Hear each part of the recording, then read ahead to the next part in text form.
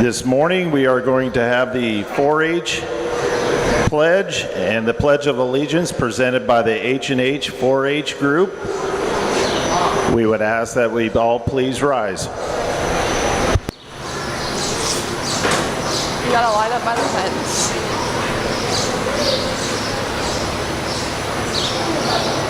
We gotta line up by the pens because he wants a better photo. Far edge. Okay. What? You're on the far edge. You're not going to be in the middle? Pledge of Allegiance.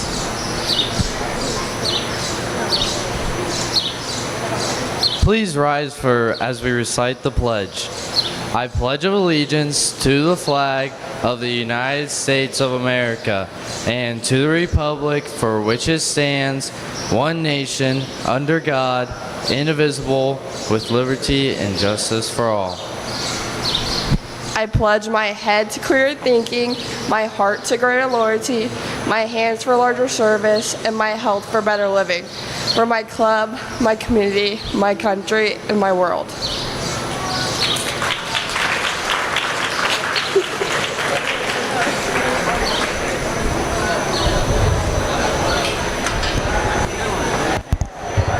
Thank you to the H&H 4-H group.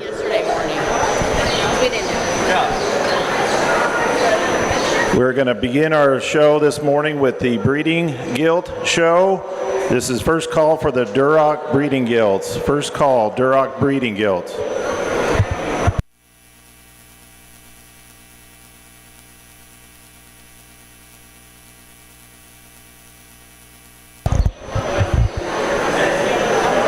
We would like to thank all of our Swine Show sponsors this morning: Security First Bank, Beatty Genetics, Jim Ingle Memorial and Fontenelle Hybrids, Beatrice Concrete, Pinnacle Bank and Pinnacle Bank Trust Services, Scolia Estates, First State Bank Nebraska, Farmers Cooperative, the Moat Family, Homestead Land Company, Jan and Merlin Meyer Memorial, Norris Public Power, and the Farmers National Company. It takes a lot of folks to help put on a swine show.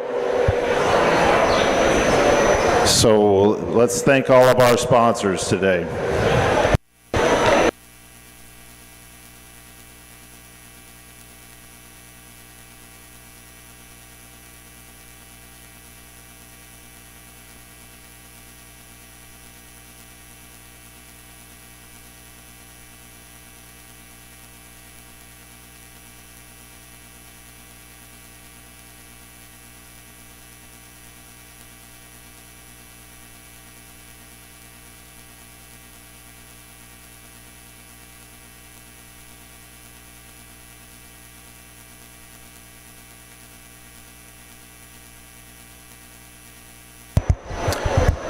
One quick announcement for all the 4-H exhibitors.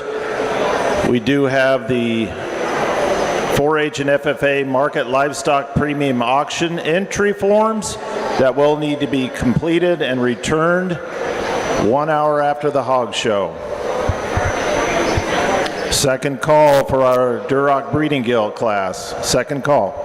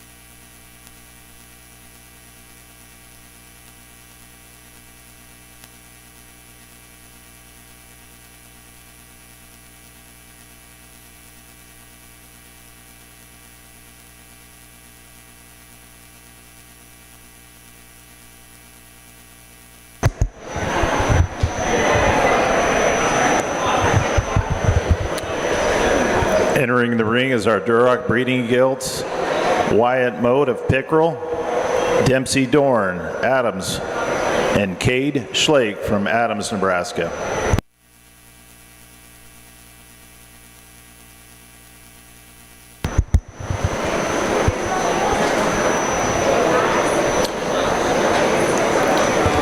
Our judge this morning again is Hunter Schroeder. Hunter's from West Point, Nebraska, where he and his family own and operate a show pig operation with about 35 purebred and crossbred sows. Hunter works for Rainforth Animal Health based out of Wisner, and he's a graduate of UNL where he participated in the livestock judging team and enjoys spending time with his wife Tiffany and daughter Mallory, with Tiffany expecting their second child soon. Let's all welcome Hunter Schroeder.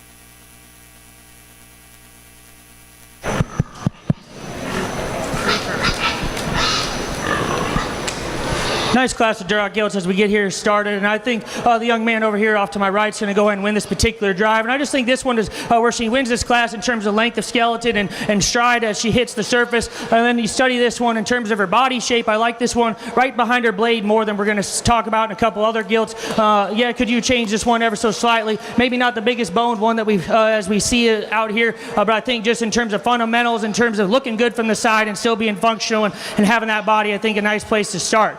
Young man over here has my second place, and a gilt that I think you have to study to maybe appreciate. She is the most moderate, maybe the most compact one. I'd like to give her a little bit notch bigger frame, but you study that one in terms of her bone work. I think that one is the biggest bone one of the class. I think she utilizes her hip and hind leg with enough authority. Like I said, I'd like to extend that one out just a nickel to make her perfect.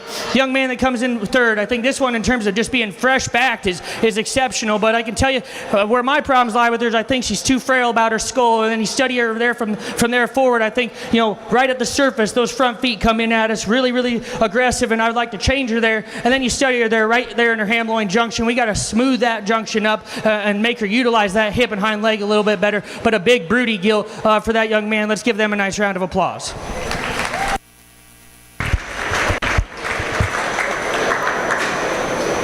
Congratulations, Gage Lake, with receiving first purple, second purple, Dempsey Dorn, third place, Wyatt Mote. Now entering the ring is our AOB breeding gilt class. We have one entry, Wyatt Mote.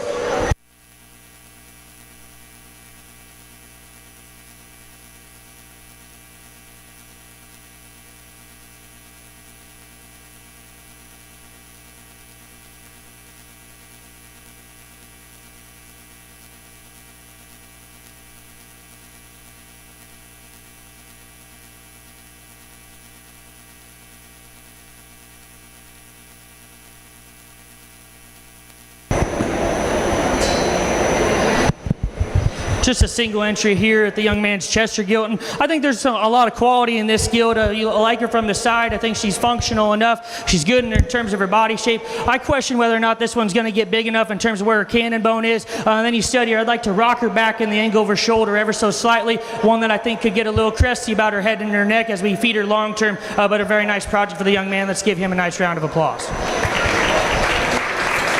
Congratulations, Wyatt Mode, our champion AOB breeding gilt. Last call for our first class of crossbred breeding gilts.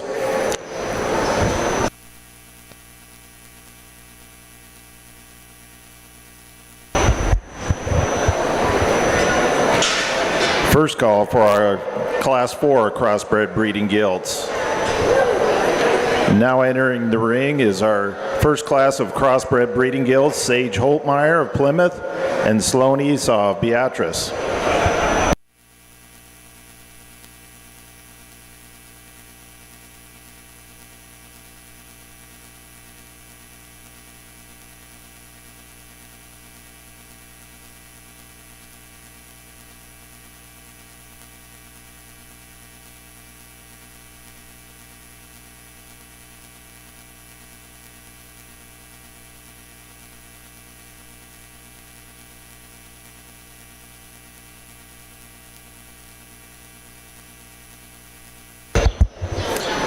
Second call, Class 4, crossbred breeding gilts.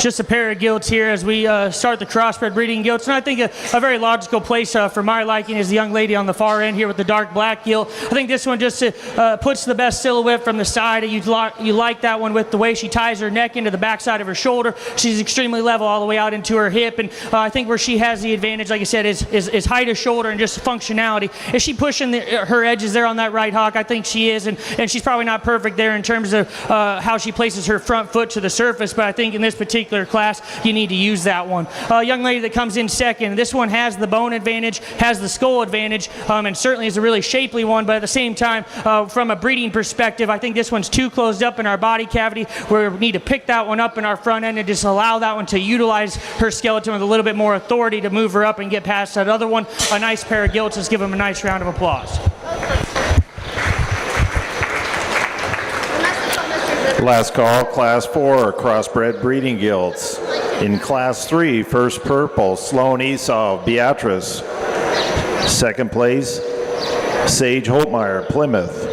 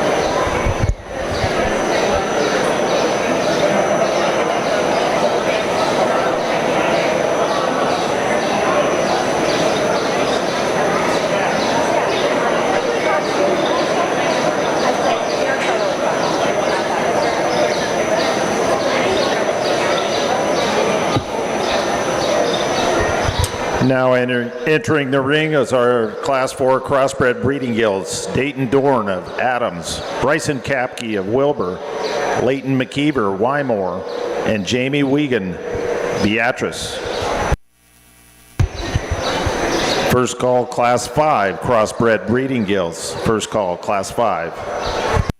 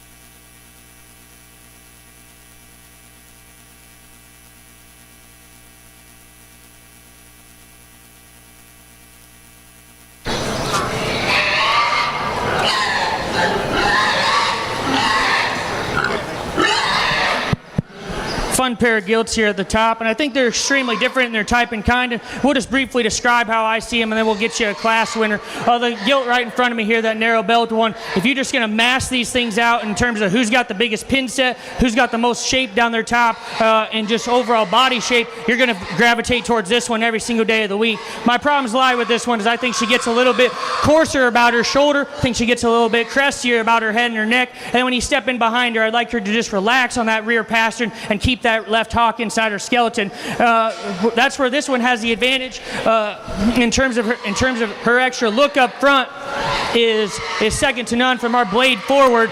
We've got a good rib shape in her. We look very nice from the side.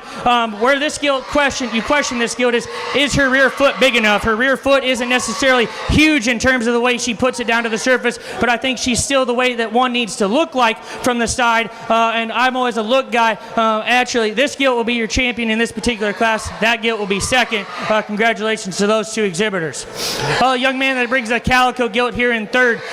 One that has some body shape, has some ass, but we're clearly getting irritated here. We need to fix this one in terms of our angles. We're starting to lock up in terms of our skeleton. Just need to give her a little bit better angles. Young man that rounds out the class. A nice gilt. We just run into a freshness problem. We got to freshen this one up, get a little bit more body shape in this one, and just get that one to get out and move a little bit better. But nice project for the young man. Let's give him a nice round of applause. Last call, Class 5 crossbred breeding gilts. In Class 4, first place purple went to Leighton McKeever. Second place purple, Dayton Dorn of Adams. Receiving blue, Bryson Kapke of Wilbur and Jamie Wiegand of Beatrice. Now entering the ring is our last class of crossbred breeding gilts. Halsey Watson of Adams, Lexi Schlake, Blue Springs, and Miles Esau, Beatrice. Upon the conclusion of Class 5, we will select a champion crossbred breeding gilt.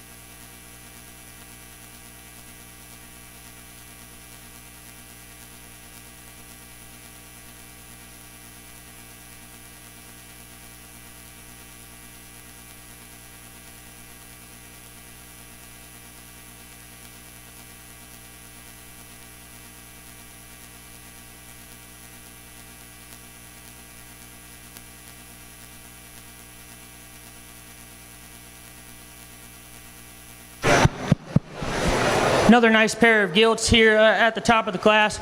We'll do 2 and 1. And I think very much similar to the last class, and I wish that I could change some things about both these gilts, but at the end of the day, I always like my livestock to look good from the side, and I think that's where this gilt wins this particular class for me. She's fresher about her head, and she's fresher about her jawline. She's laid in there a little bit smoother about the base of her shoulder than the gilt we have in second, and then I think you have her come directly at you. Although she's not the biggest chested one, she is more correct in her knee to the ground than we have in the gilt in second. A nice gilt to go ahead and win your particular class. Young man's blue gilt, I really want to love your gilt, but I think there's some problems in her that I just can't get around.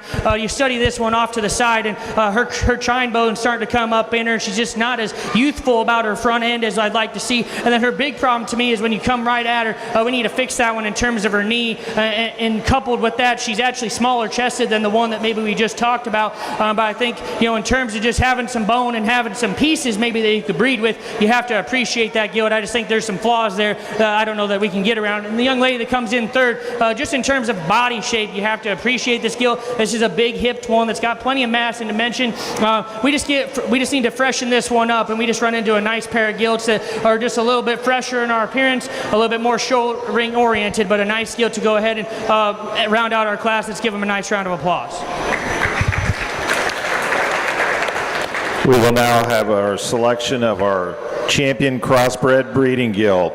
In Class 5, first purple, Halsey Watson of Adams. Second purple, Miles Esau of Beatrice. And receiving blue, Lexi Schlake of Blue Springs. Following the selection of our champion crossbred breeding gilt, we will have an overall champion breeding gilt.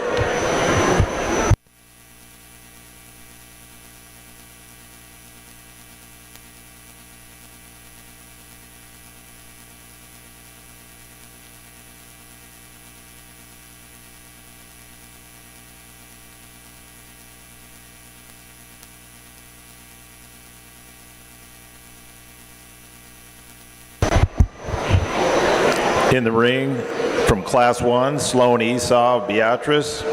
From Class 4, Leighton McKeever, Wymore. And from Class 5, Halsey Watson, Adams.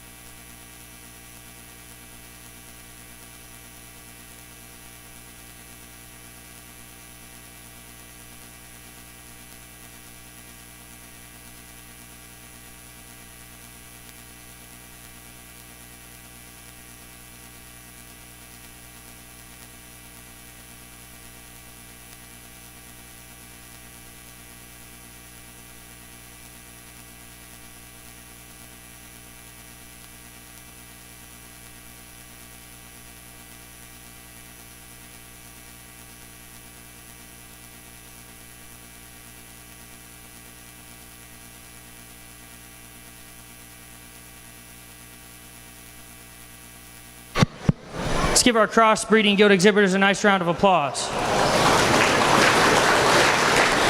I think we got 3 nice class winners out here, and we'll just briefly describe how I see them because I think they all deserve to be discussed. The gilt that comes out of our first class, in that particular class, she just needed to win in terms of look from the side and functionality in terms of her skeleton. And I think when you get her out here, she certainly is a player. I think this one, just from the side, like I said, is just jet-ass level, and she's got a big pin set in her, big tail root. I think there's a lot of life left in that one. Is she as strong on her pasterns as maybe as something we've seen today? Maybe not, but I think if we can keep that one together, you have to appreciate that one a great deal. The gilt that comes out of our second class, like we talked in that particular drive, if you wanted to use the other gilt that has the extras in terms of mass and bone, that's certainly you're right. But I think this one from the side paints a picture that I really appreciate, especially from her blade forward, right there walking across the ring, is one that you have to appreciate. She's good in terms of her body cavity. We talked during class, and I wish that rear foot was just a little bit bigger. You haven't won yet. You haven't won yet. You haven't won yet. I wish that rear foot was just a little bit bigger to set down on the surface, but I think that one offers a lot of good. And the gilt that comes out of that last class, we talked her in that particular drive. I think she the biggest chested one out here. She's the narrowest chested one out here of the three. She's the big gilt. Is there enough oomph there in that particular female? She too could relax that rear passenger just ever so slightly. But I think three really nice gilts that are attractive from the side and kind of molded from the same skeleton that I like them to. So pick them how you like them. I always a first impression guy. I think there's a couple out here that I think I like a great deal. The gilt from our second class will be your champion.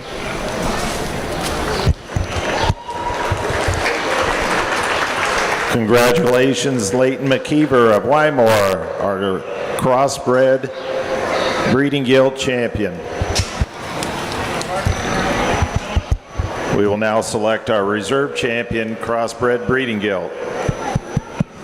We dropped that reserve or that second place in that particular class, and like we just said, if you like her extras and stuff in terms of shape and bone, I have to agree with you. But as you can see, as she starts to take that hawk outside her skeleton, I don't know if that one's quite built right in terms of her skeleton. She's not as elegant from her blade forward, not as elegant at the top side of her blade for this guy particularly. But I think that one's still a high quality gilt. My next favorite, I'll take my chances with the little one. She'll be reserved.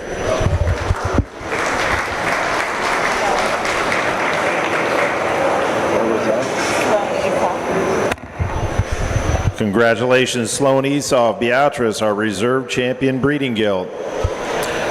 We will now have the selection of our overall champion breeding gilt from our Duroc class, Cade Schlake of Adams. From our AOB breeding gilt class, Wyatt Moat of Pickerel. And from our crossbred breeding gilt, Leighton McKeever of Wymore.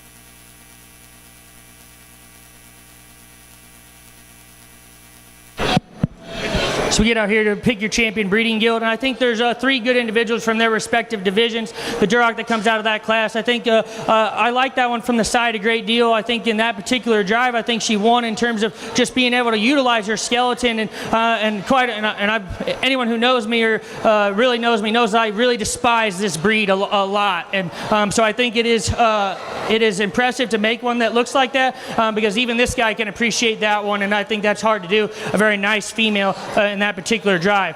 Young man that comes with me with the breed that I do love is the Chester gilt, and I think there's a lot of good things about this one. Like we talked in her particular class, is her angle good enough in terms of her blade? Is she going to be neat enough about the crest of her neck? You have to decide that for yourself. I question that one there in terms of how she's going to get out and go flexibility wise. And then the cross gilt that just comes out of our cross division, like we said, is she the most of anything? Probably not. I won't disagree with anyone who tells me that, but just in sheer of being built right from the side and being opened up in terms of our body cavity, being stout in terms of our skull, I have to really, really appreciate that one. It does get close between that one and the Duroc, and I think it's a matter of which one you think does the most good for you, and which one's going to elevate their particular breed a little bit more. I think it gets close. The young lady with the crossbred, though, is going to be your champion.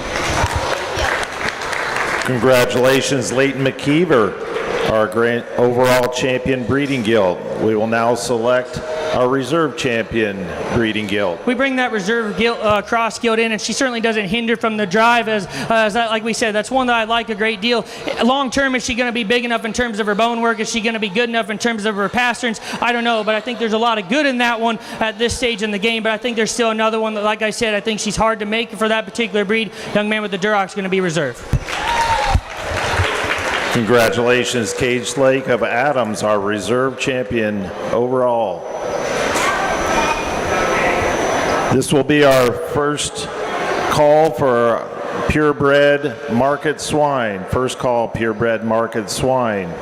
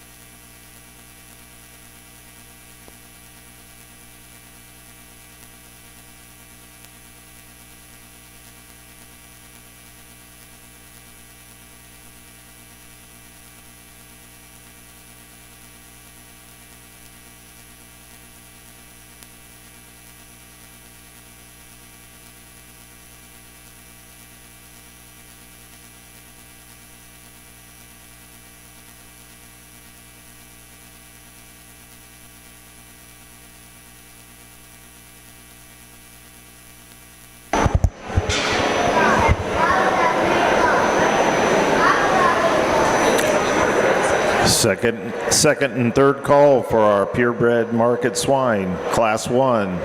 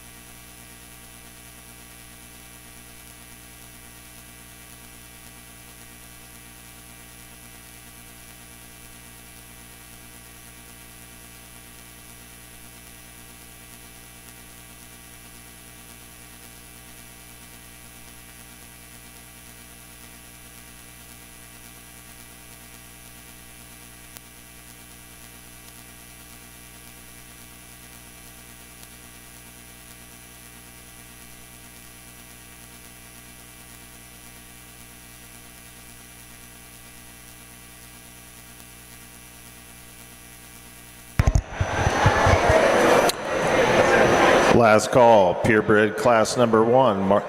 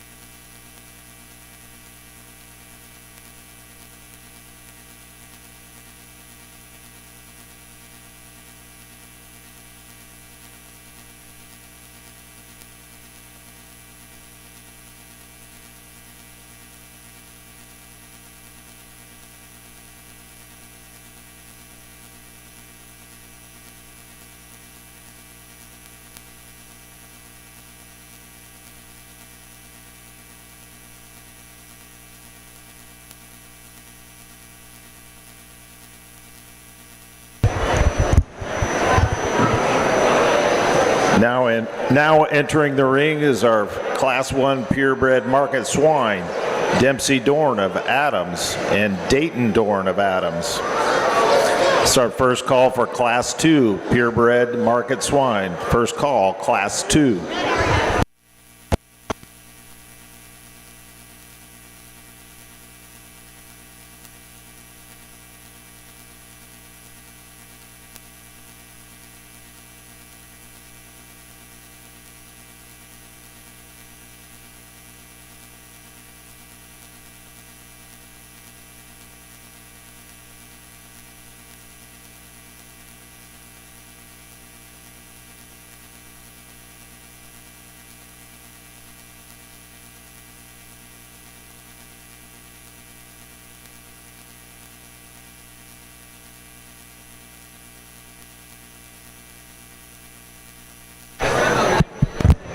Just 2 in this particular class. And I think the young lady's Duroc surfaces to the top for me rather handily. This one is extremely good looking from the side. He's tall at the point of his shoulder. He's pretty good in terms of his chest, and I think there's a lot of life left in that barrel in terms of where he can get to. I think that's a nice class winner to go ahead and start. Young man with the Burke barrel, I think if you has a lot of mass and dimension in him, you get on top of him, you have to appreciate that. He's big enough in terms of his pin set, but I think when you study him at the base of the surface, he's the smaller boned one, the smaller footed one that just gets a little bit plainer and more moderate in his frame size. I'd like to just give him a little bit more frame there, but a nice barrel to go ahead and be second. Let's give them a nice round of applause.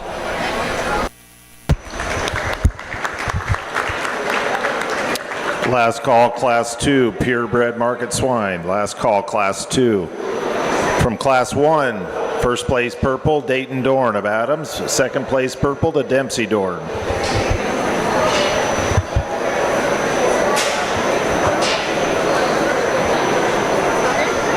Now entering the ring is our Class 2 purebred market swine, Halsey Watson of Adams, Sloan Esau Beatrice, and Wyatt Moat of Pickerel.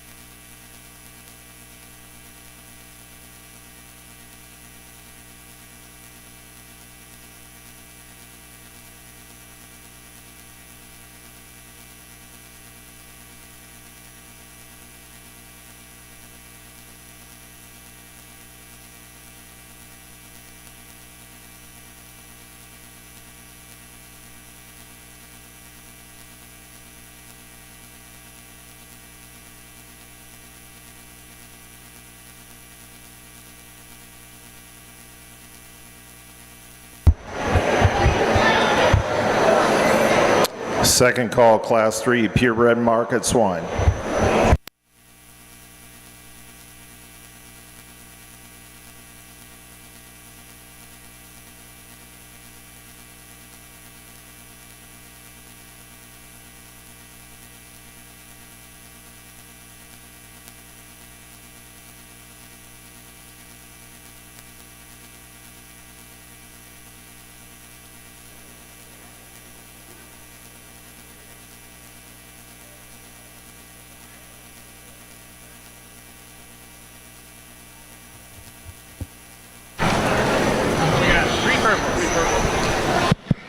Fun class to sort through, and I think there's a very logical class winner in the young man directly in front of me in a market setting. That one has got a ginormous back in it for that particular breed, big in terms of her pin set, and for that breed is certainly plenty functional, because anybody who raises those knows how hard that is to do, and I think that she's plenty good in that regard when he gets her whip on her.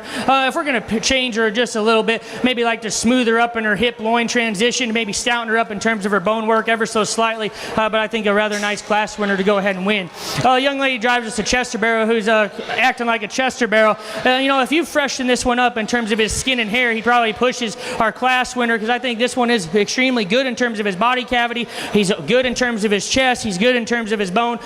Like a Chester, he gets a little bit moderate at times, and he's maybe not the biggest in terms of his front end that we've seen, but I think still offers a lot of good from a market value standpoint to go ahead and be second. Young lady that rounds out the class has got one that's certainly extremely attractive. It's got a big hip, but my problem with those ones, with this particular gilt, lies I don't think she's big enough in terms of her foot. I don't think she's big enough in terms of her bone, and you study her from there up. She's the narrowest in terms of her skull. She's the flattest in terms of her body shape, but I think maybe down the road you can have a high quality competitive project. Just today she gets outmassed and outhorsed, but a nice project for the young lady. Let's give them a nice round of applause.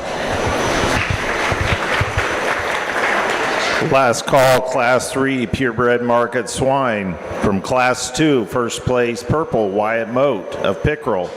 Second place, Sloan Esau Beatrice. Third, purple Halsey Watson of Adams.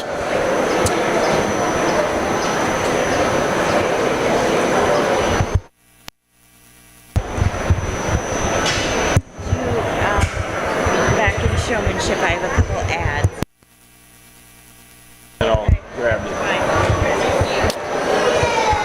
Now entering the ring is our Class 3 purebred market swine. Miles Esau Beatrice, Sloan Esau Beatrice, Calvin Ballman Odell, and Leighton McKeever Wymore.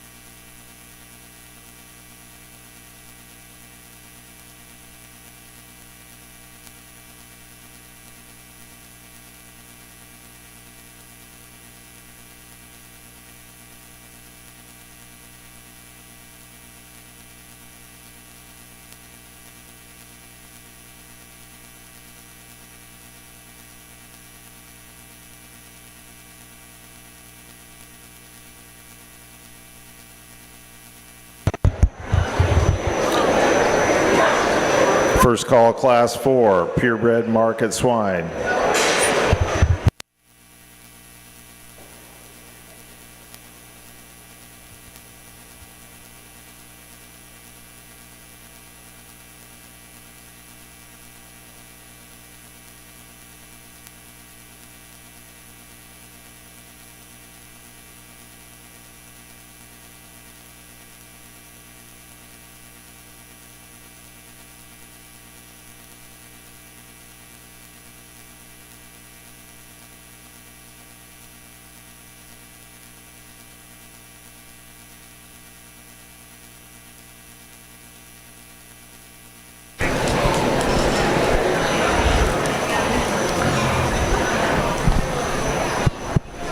Yes, you guys are really forcing my hand today using Durox, but I think the young man's Duroc in the center of the ring needs to win, and quite frankly needs to win this class rather handily. That's the show barrel of the quad there, and in terms of getting a big chest in one that looks good from the side, and he ties his neck in neat, and then he's functional for a Duroc barrel. I like that one a great deal. I think a very nice place to start. Young lady that comes in second in this particular class is one that you have to appreciate him when she does get him shown in terms of overall width and mass. But where this barrel gets beat is he's too waisty through the lower 1/3. We need to tighten him up in terms of our jowl line, just freshen him up just a bit there in terms of our top. But I think in terms of functionality and skin and hair presentation, I think a nice barrel to go ahead and be second. Young lady with the York barrel is one that I really want to like pieces of. I love his skull shape for a York. I love his chest for a York. It's from there back that I have problems with. He wants to get too relaxed in his spine, doesn't want to utilize that hip and hind leg as much as we'd like, or as I would deem ideal. deal. But if we could fix those things about him, I think you'd have a really nice York barrow in his own right. And then we round out the class with a spot gill who's certainly productive in her kind. She's got some bone, got some mass. We just run out of freshness and height of shoulder to get around the 3 in front of us, but a nice project. Let's make sure they get a nice round of applause.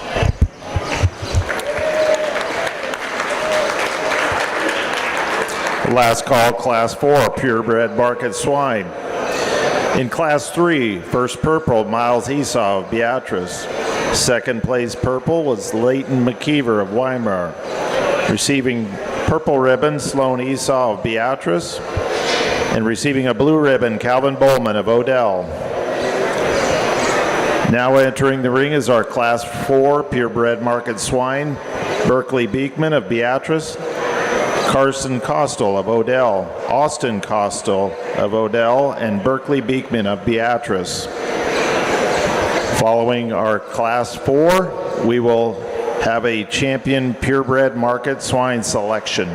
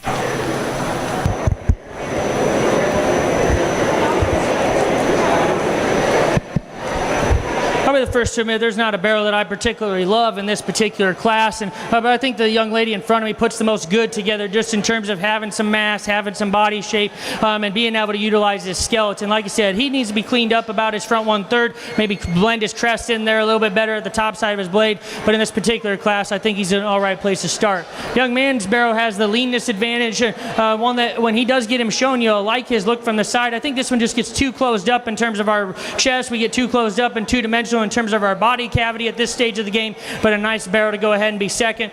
Young man with the York barrel, I love the design of this one. He's extremely level from the base of his ears all the way into his tail set. I think he gets a little bit too straight in the angle of his shoulder. I'd like to pull him apart through the base of his chest, give him a little bit more punch as he goes away from us. And then we round out the class with the barrel that I like this barrel, but I think we've just passed our prime. I think he's the wastiest. I think he's the poorest in terms of how he handles his hip and hind leg. We just need to freshen this guy up, give him to get him higher, but let's give those exhibitors a big round of applause.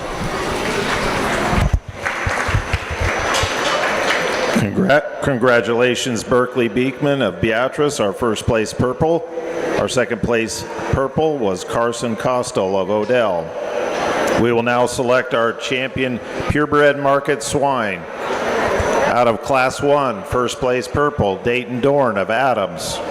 Out of Class 2, first place purple, Wyatt Moat of Pickerel. Out of Class 3, first place purple, Miles Esau of Beatrice. And out of our last class, Berkeley Beekman of Beatrice with the first place purple. Following the selection of our champion purebred market swine, we will have a reserve champion selection.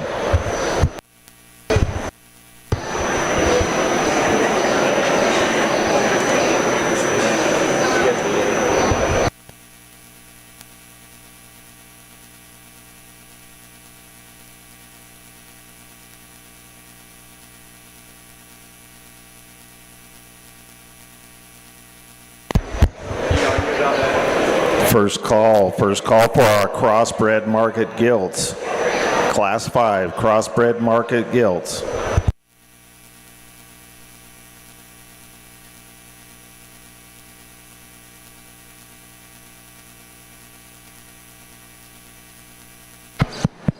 Let's give our purebred market exhibitors a big round of applause. I think a nice set, and we'll just briefly describe how they look. The barrel that comes out of that first class, he just did so in terms of unrivaled skeleton in that particular drive. He's got the look. I think there's a bright future in that one going forward. Is he big enough today? Probably not, but I think there's still a lot of quality in that particular barrel to go down the road. Young man that comes out of that second class with that Hamp gilt. I love this one from the side when she does decide to show in terms of just overall body and absolute mass that she has down her spine. At the same time, I think there's some things you'd like to change about that one, like we talked during class. I think maybe we could pick that tail head up ever so slightly and make her smoother transition from her hip into her loin, and give her a little bit slightly bigger bone work there to down at the surface to really make her ideal. A young man that comes out of that third class, this barrel seems to want to drive for a long time. I like this one especially from the crest back. I think that one is really, really neat and good about his skeleton. He's really good in terms of the body shape that he has right there behind at the top side of his blade. If I'm going to pick on him right there at the base of his heart girth, I think he gets a little tight there, and I do think that he gets a little bit cresty if we're going to really be picky on a good one, but I think that's a nice barrel in that particular class. Then the barrel that comes out of that last class, like we said in that particular class, I didn't love any of those in that particular class, and I think he just put the most good together in terms of mass and dimension and functionality. I think it is a two-horse race out here, and I think I'm a big first impression guy, and I think the one that hit me the hardest in terms of that ring presence, young man with the Duroc barrel, is going to be your champion. Thank you. Congratulations, Miles Esau, our champion purebred market swine. Out of Class 3, we will now bring in Leighton McKeever of Wymore, our second place purple.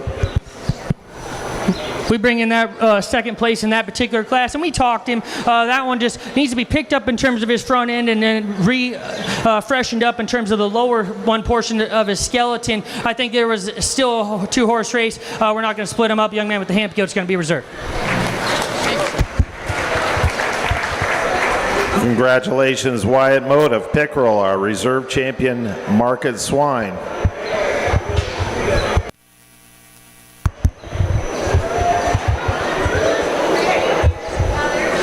This is our second and third call for our crossbred market gilt class 5. Class 5 crossbred market gilts.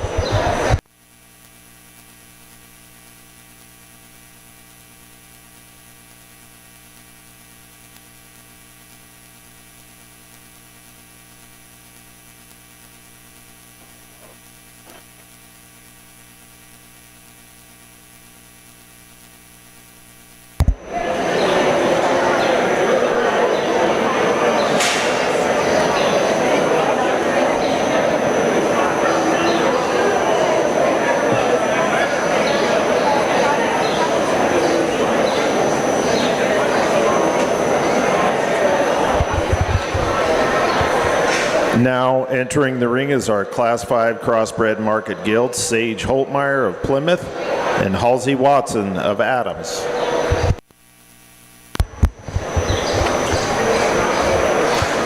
First call, Class 6 crossbred market gilts.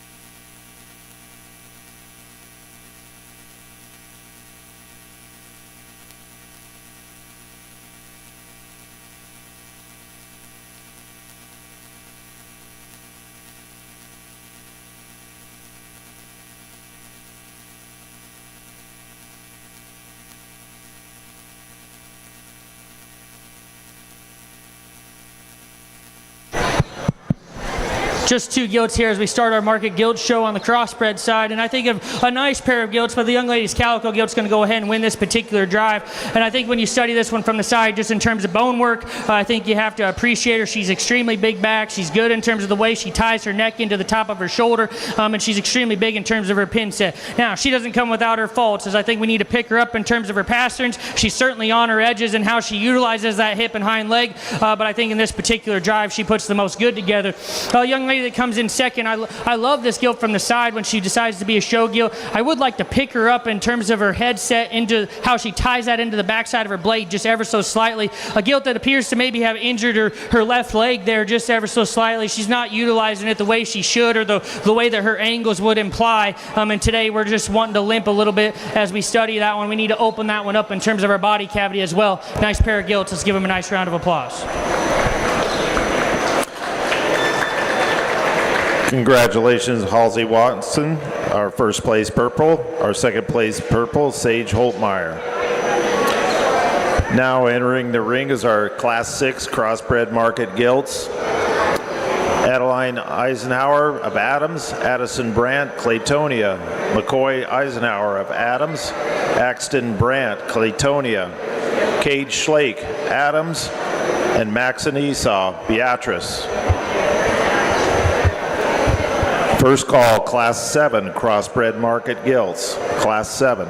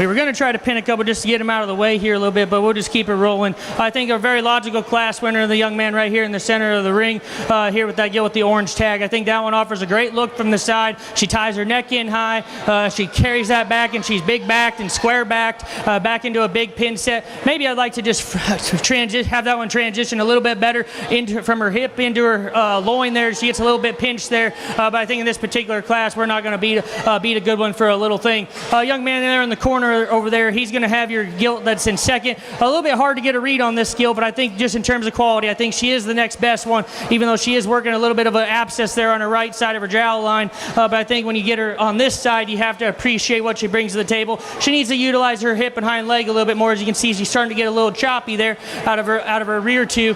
Young man that comes in three. This one, if you're just going to mass them out in terms of who's the widest, you're going to appreciate this one because this one's big hip, big back. But I think we're just a little bit plain in our design. We need to pick that one up in terms of our front end structure and just give that one a little bit more elegance from the side.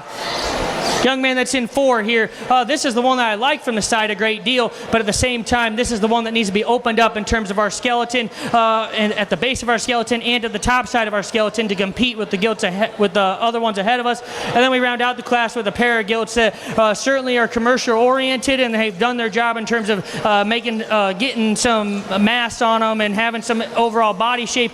We just need to give them a little bit more show ring appearance to get them any higher in the class today. But let's give them a nice round of applause as they exit the ring. Which was the third purple?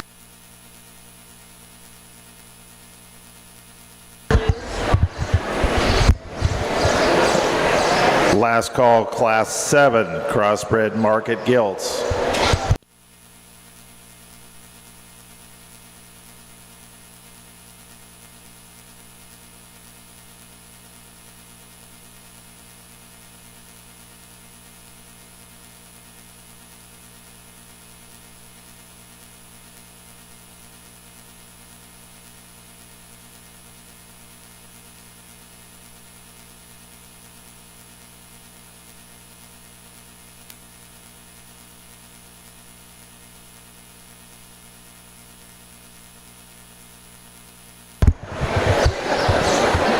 Now entering the ring is Class 7 crossbred market gilts.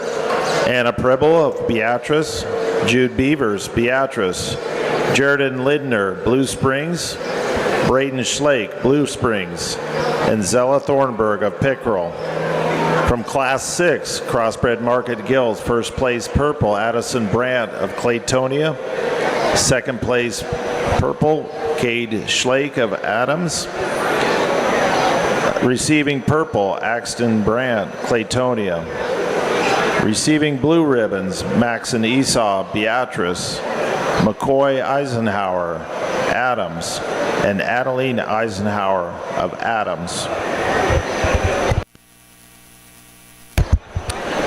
First call, Class 8, crossbred market gilts.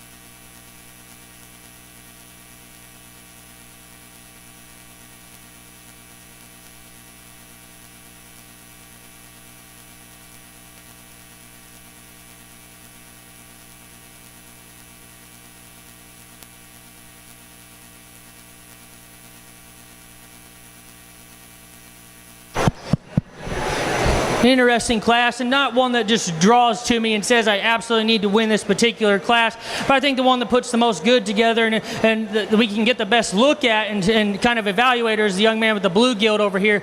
She'll be your class winner. I think there's a lot of good in this gilt from the side, and she's got some back shape. She's got a hip in her. She, like we've said, she doesn't come without her problems. She needs to be put back in the angle of that blade ever so slightly. Like to have her maybe have a little bit bigger pin set right there up at the top side of her hip, but I think in this particular class, I'm not sure what we can beat her with. A young lady that comes in second, this one does have the big hip, the big back, but we come with some structural issues. One that wants to get a little bit broke there behind our top. We don't want to utilize our legs. We get a little bit stilty. I don't know if we got injured on the concrete back there or what, but we're starting to show some signs of struggle here as we walk. As you can see, as she walks across the ring, we're not wanting to get out and go, and that's where she sits, young lady that sits over here in third. I think if we could just truly get this one to drive and go, I think we'd appreciate this one a little bit more. But she is plain about her shape that she has on the top side of her skeleton, one that maybe just isn't as big in terms of her bone work as we've seen today. But I think certainly a good project for that young lady. Young man that brings us this solid black gilt has the leanness advantage of the class, but like we talked about on some others, we get a little bit too stilty on our back legs. We need to be able to utilize our skeleton with a little bit more authority to be able to get that gilt any higher. Then we round out the class with the young man who's got a very nice commercial-oriented gilt, got some power, got some mass. We just lack all the extras in terms of flash and show ring eye appeal, but a nice class. Let's give him a nice round of applause.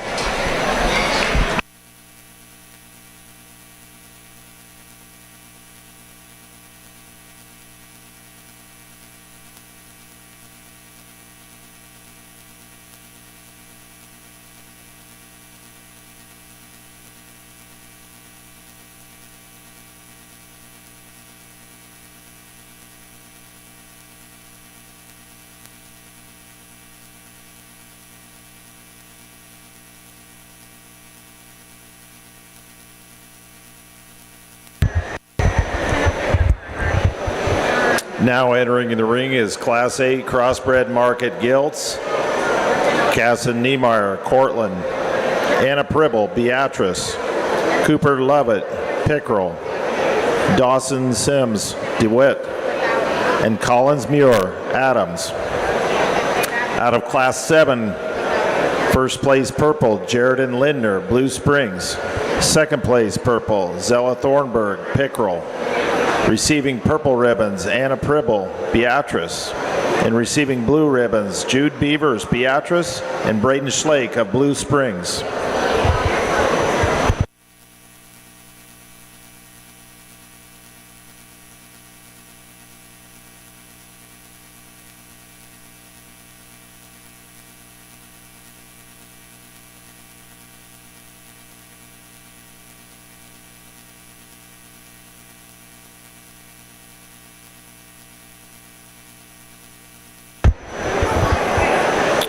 First call, Class 9, Crossbred Market Gilts.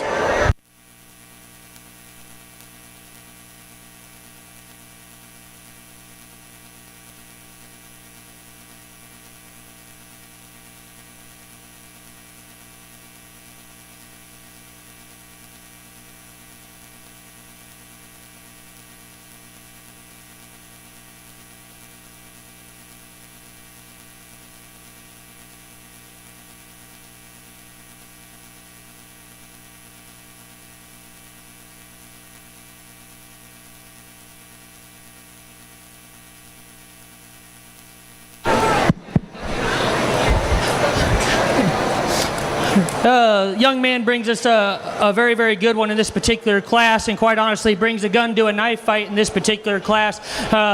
This one, you can say anything you want about her in terms of this class. We'll get to her later. Very nice class winner.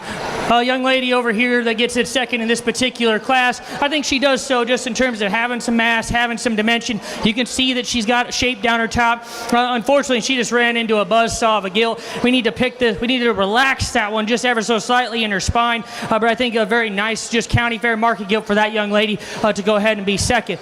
Young lady here in third is one that is probably more my speed, honestly, if we're going to be honest about it. But at the same time, I think she's just too closed up and not as fresh in terms of our shape. We need to open that thing up, as you can see, going away to get her higher. But from a look standpoint on the side, I appreciate that one a little bit more. Young man that's here in four, that one has some shape, has a big enough hip in her. But when we study that one in terms of the base of her skeleton, it starts at the ground, and that one is extremely closed up. We're not big enough in terms of our foot. We're not big enough in terms of our bone to get any higher. Then the young man rounds out the class with one that's probably certainly wider in terms of our hip than we see in the 1 and 4, but we don't have the extra look from the side that we see in the gilts ahead of us to get any higher in this particular class. Let's give them a nice round of applause as they exit the ring. Last call, Class 9, Crossbred Market Gilts. Congratulations to Class 8.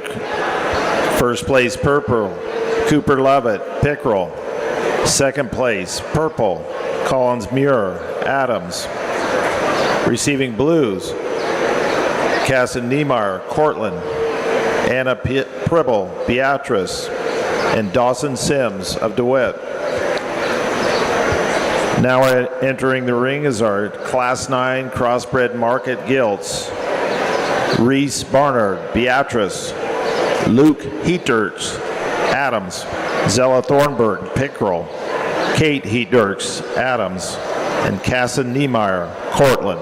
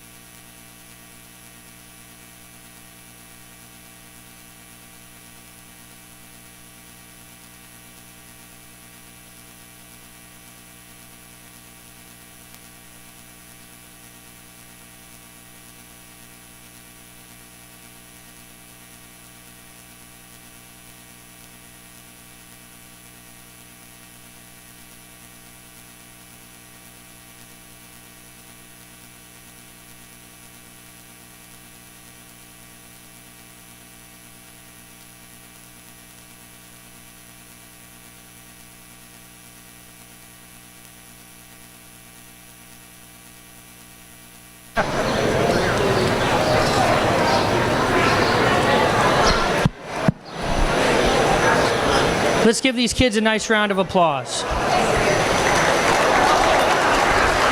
This is a tougher class to evaluate because, like I've said, maybe in a class before this earlier today, there's not one that just gravitates towards me and says they need to win this particular class, because I think there's structure issues in all of them. I think there's build issues in all of them, and then there's freshness issues in all of them. But I think the one that puts the most good together in terms of being a show pig is this young lady's black gilt over here. I think that one is the squarest in terms of our back, right there behind our blade. I think that one is probably the biggest in terms of our bone work. And when she actually decides to be a show pig and drive a little bit, we're probably the levelest out of our hip. She needs to be reconstructed out of her hip and hind leg in terms of motion. But I think a nice class winner to go ahead and start. Young lady here is going to go ahead and be second, and this one offers you some functionality from the side. One that is extremely lean in her composition, big hip, but at the same time we're very round in our hip, and I need to open that one up in terms of the base of our skeleton, pretty that one up from our in terms of a crest and a front end perspective. But a nice gilt to go ahead and be second. Young man brings us a 1 and third, and I think this one you like just from a mass and dimension standpoint. Has some body shape, but at the same time we just get too frail and closed up at the ground. We need to pick this one up at the base of our shoulder, or at the top of our shoulder, excuse me, to just get that one any higher in this particular class. Young man has 1 here and 4. I think at one point maybe you could see some pieces in that one. She just didn't open up in terms of her skeleton. We're not as descriptive in terms of the shape that we have in terms of our top. So that's a nice gilt to go ahead and be 4. And then the young lady lady over here has maybe the more expressive gilt compared to the gilt in 4, but I think this one has the build issues in terms of being a little bit rounder about our shoulder, rounder about our hip, and not as good in terms of how we utilize our hip and hind leg, but a very nice productive gilt in this particular class. Let's give this class another nice round of applause.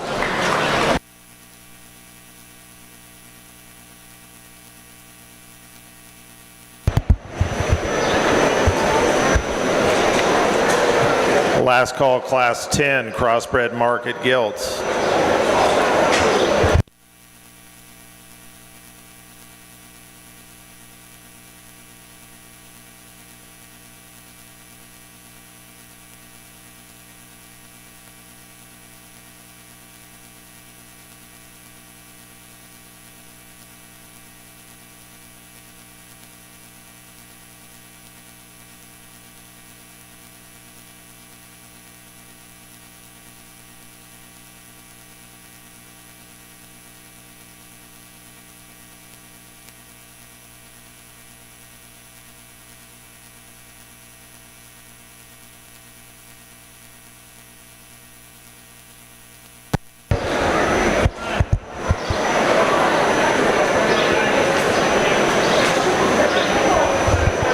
Now entering the ring is our last class of crossbred market gilts.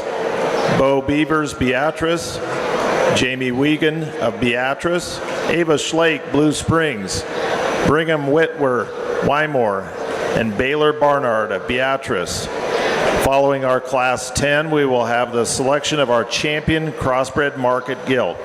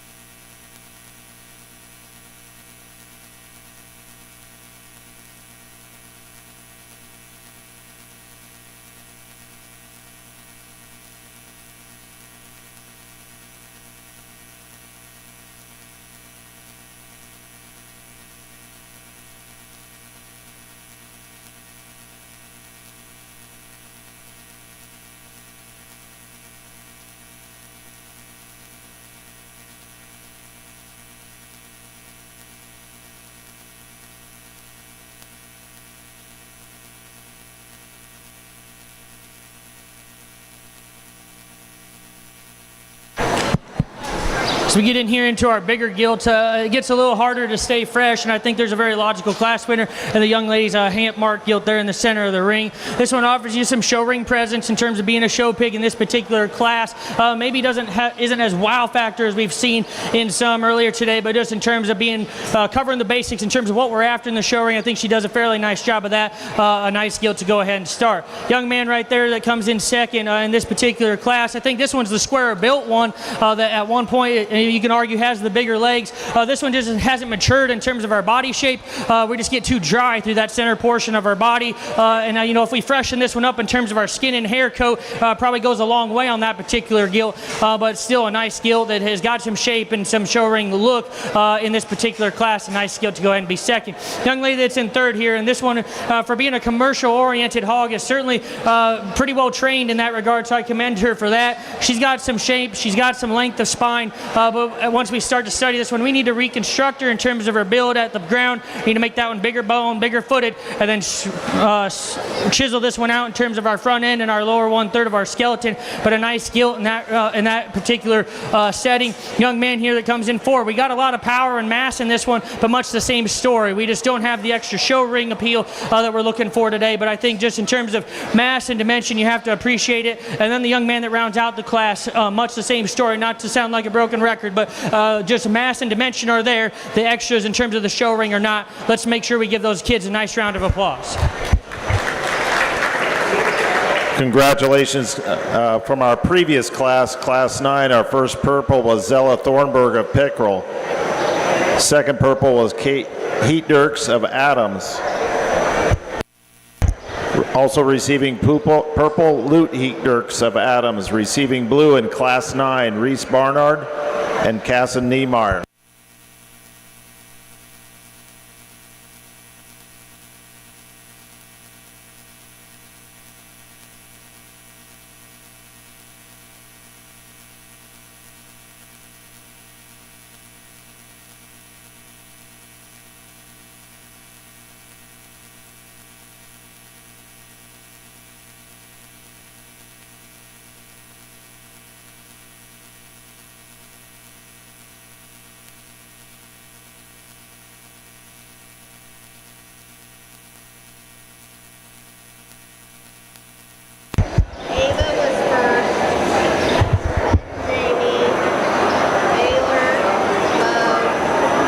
Again.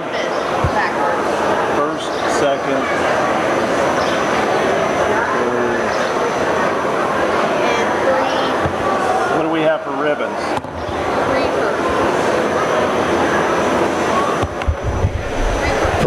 Congratulations from Class 10, Crossbred Market Gills. First place, Ava Schlake, Blue Springs. Second place, purple, Jamie Wiegland, Beatrice.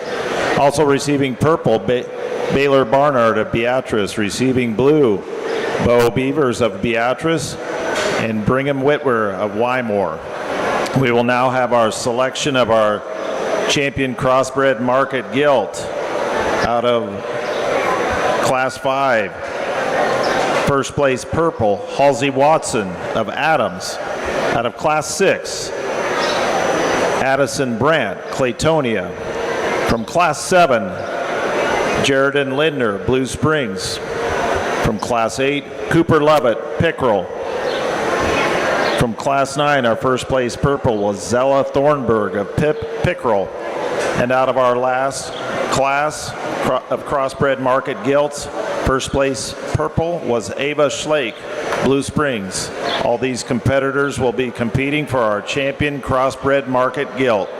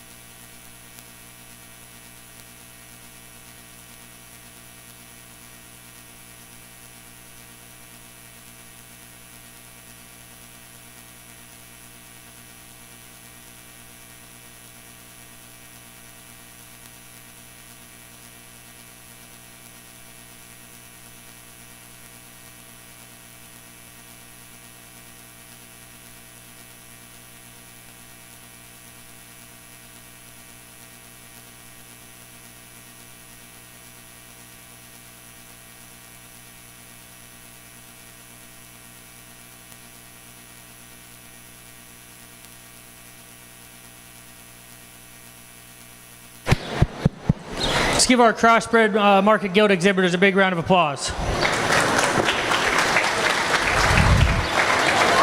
Just very briefly, the gilt that comes out of the first class, I think in that particular class, she needed to win that class just in terms of some extras, in terms of bone and some look. Out here, is she big enough in terms of her frame? Is she good enough in the way she handles her hind leg? Those are her particular issues. The young man that comes out of that next class, in that class there was nothing to beat her with. As she gets out here, is she pulled apart enough in terms of the center portion of her body? Does she keep that left back leg inside her skeleton well enough? Those are the things you have to ask you on that one, but a very good looking stout skull old one. The young man with the blue gilt in that particular class, like we said, that one just put the most good in terms of the show ring together. Do we need to relax that one in terms of our blade? Yes, we do. Need to give her a little bit more natural shape, I think, on the top side of her skeleton to get her really, truly in the mix. Young man that we had in that particular class, we haven't talked this gilt yet, so we'll just talk her real briefly. This one is a dynamite from the side. You really love the way she carries about her head. She's stout in terms of her skull. She's good about her foot and her bone. Big back in that one. You know, if we're going to criticize that one ever so slightly, she wants to point that front foot in ever so slightly, but we're getting very, very critical on one. And it looks like maybe we stepped wrong or something off the trailer. We got a little swelling in our left hock there, but that's getting awfully critical on one, but we needed to talk that one yet. The young lady that comes out of the other class, you know, she's got some mass, got some dimension. We just got to freshen this one up all over her body in terms of some extra skin and hair things to get her higher in the class. And then the gilt that we just round out the class with, that one just had the most good in terms of show ring look. Maybe not as fresh in terms of our shape here today. A little bit plainer in our build, a little weaker in our pasterns there. I won't lie to you, there's just one that absolutely has to win, and I don't think it's particularly close. Young man right here in the center of the ring will be your champion. Congratulations, Cooper Levitt of Pickerel, our champion crossbred market gilt. From Class 8, we will now bring in Collins Muir of Adams.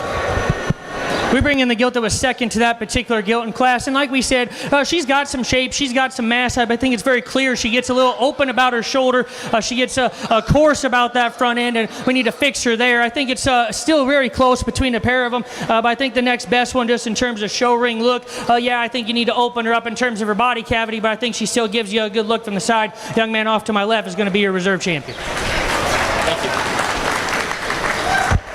Congratulations, Addison Brandt of Claytonia, our reserve champion market gilt.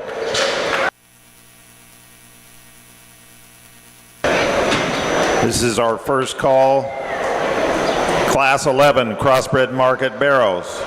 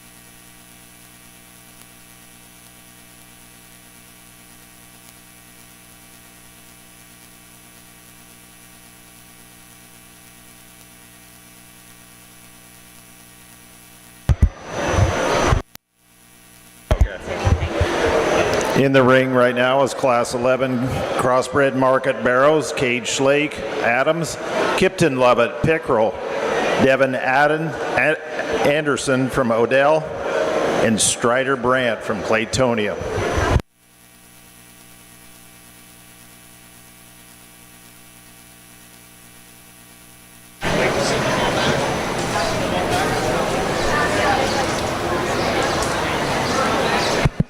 So we get here and start our barrel show. I think we have a very nice class winner. The young man's right here, right in front of me. That one from the side is one that you have to really appreciate in terms of his skull, in terms of the back shape he has. He's functional in terms of his skeleton that you really like. He's short-backed with barrel proportions. Maybe I'd like to stout him up in terms of his front ankle there to really make him ideal, but I think that one a very nice place to start in this particular class for our barrel show. Young man that comes in second, to pick your poison between the next two barrels. I've always liked ones that have some extra look up front, and I think this one is a little bit more chiseled in terms of his jowl line. He ties his neck in higher at the top of his shoulder. Yeah, does he step under himself and need to be pulled apart there in terms of his rear skeleton? Need to pick him up in terms of his tail step? Yeah, he does, but I think in terms of just look from the side, he beats the barrel in third. The barrel in third, if you just want to call him, he's the safe barrel. You want to use him for second, I'm not going to argue with you, because this one does have some mass and dimension and just functionality advantage, but at the same time, at this stage of the game, he's the one that needs to be chiseled up in terms of his jowl line, cleaned up and through the lower one-third of his body, and then you study him at the base of the surface of the initial three. He's the smaller-footed, smaller-boned one of that trio. That's where he lands himself in third. Now we round out the class with the young man who just needs to have a little bit more punch in this barrel. We need more mass and more dimension, but I think a barrel that is certainly productive-oriented in terms of the center portion of his body, just runs out of gas to get around the other barrels in this class. Nice round. Let's give them a nice round of applause. Last call, Class 12, Crossbred Market Barrows. Congratulations to Class 11. First place purple, Kipton Lovett of Pickerel. Second place purple, Cade Schlake of Adams. Also receiving a purple, Strider Brandt, Claytonia. Receiving blue, Devin Anderson of Odell.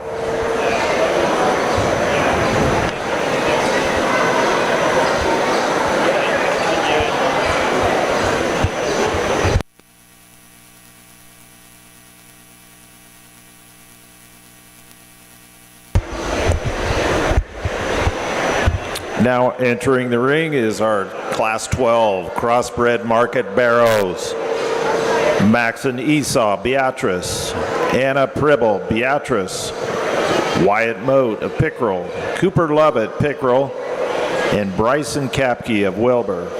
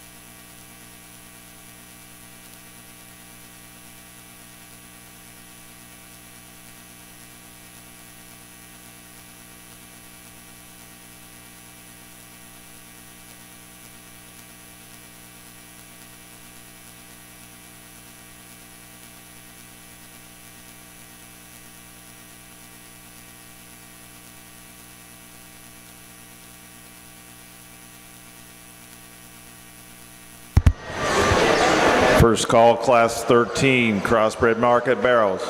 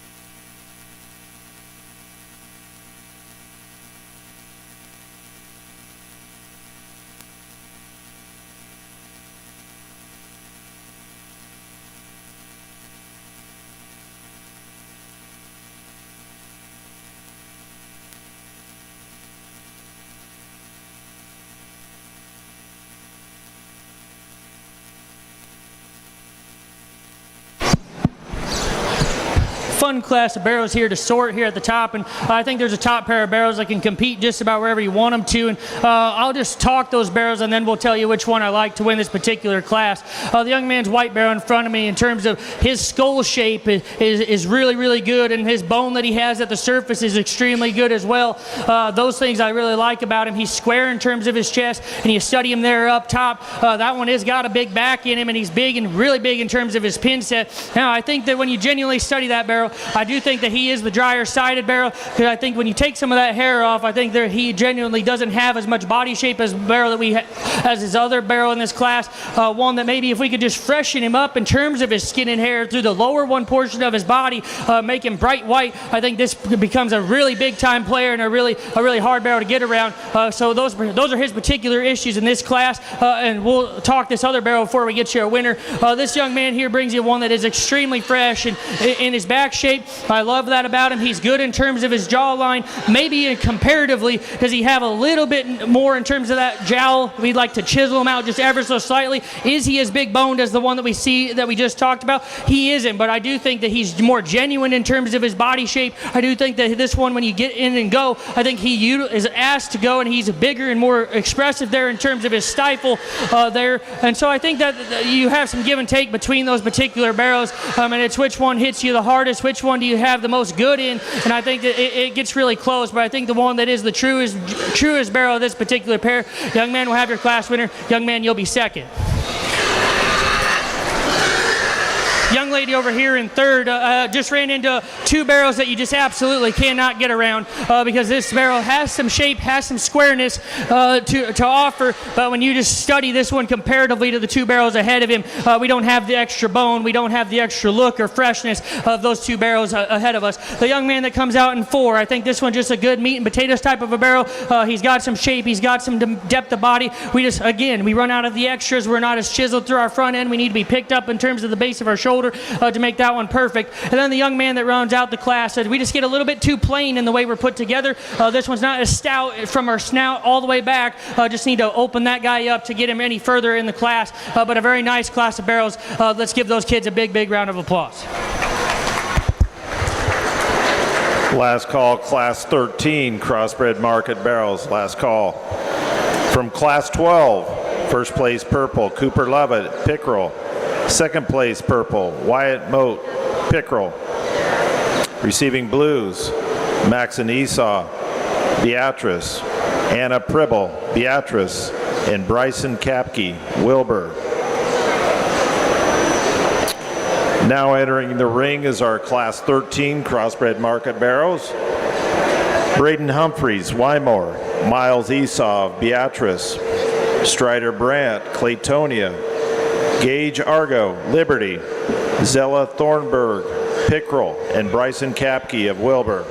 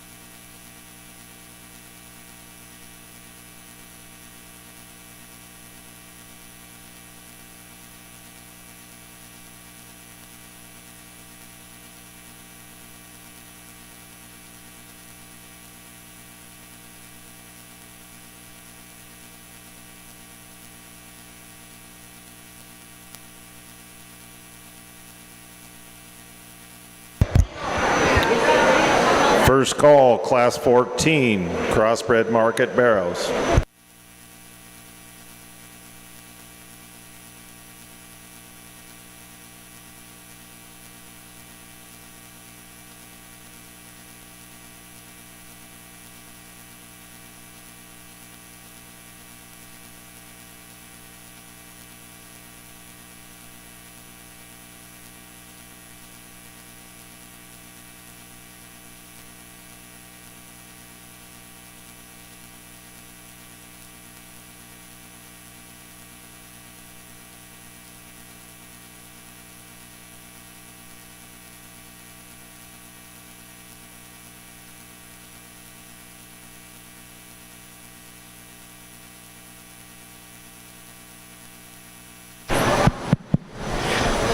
fairly logical class winner in this particular class with the young man drives us here, and I like this barrel a good deal from the side, and he offers a high neck extension. He's good in terms of the length he has from his blade forward, and you get on top of this barrel, I think he's got plenty of mass and dimension on top of him. Is he the most expressive one that we've probably seen all day in terms of the seat of his pants? No. Is he the biggest bone one that we've seen? Certainly not. But I think in this particular class, he's the barrel that needs to win. The young man with the black barrel, I think a barrel that offers a lot of good in terms of just fundamentals of a market hog. And honestly, his color is hard to really tie into because he's that pale black color. If we could really get this one to a little bit darker, I think he could maybe push our class winner just a hair bit more. But in terms of fundamentals, in terms of squareness of hip and mass and dimension on the top side of our skeleton, you have to appreciate that young man's barrel. A nice job to him. Young lady that comes in third, a barrel that, much like the barrel we just talked about, I appreciate him in terms of the pigment color that he has more, but we just get a little bit too plain through that lower 1/3 of our skeleton. We need to just freshen this guy up ever so slightly to get him ahead of the other barrels in class. Young man that's in 4, I think he brings us a really tall shouldered one, but at the same time, that barrel's getting a little bit too stilty on that front shoulder. We need to just allow that one to be more functional in terms of his skeleton to get him higher. Young man that's in 5th, this is a really good just meat and potatoes type of a barrel. He got some mass, he got some muscle, but we just don't have the extras that we've talked about and that we desire in the show ring all day to get him any higher. And then we round out the class with a commercial-oriented one, who I commend the young man. He is getting that one drove, and those are very hard to get drove, so congrats to him on getting that one trained, but we just need to have a little bit more show ring presence to get that one any higher. Nice job to him. Let's give him a nice round of applause.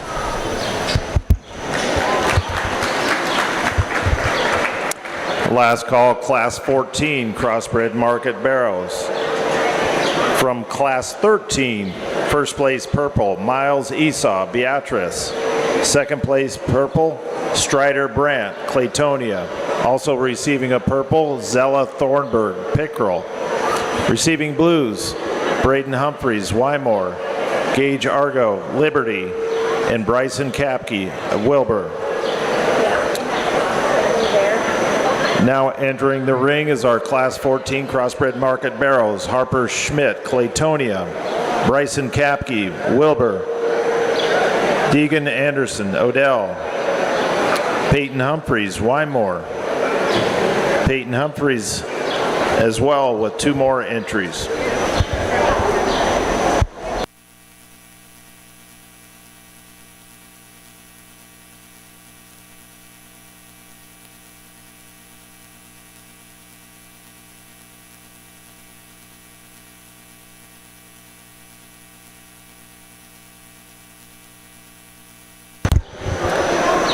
First call, Class 15, Crossbred Market Barrows. First call, Class 15.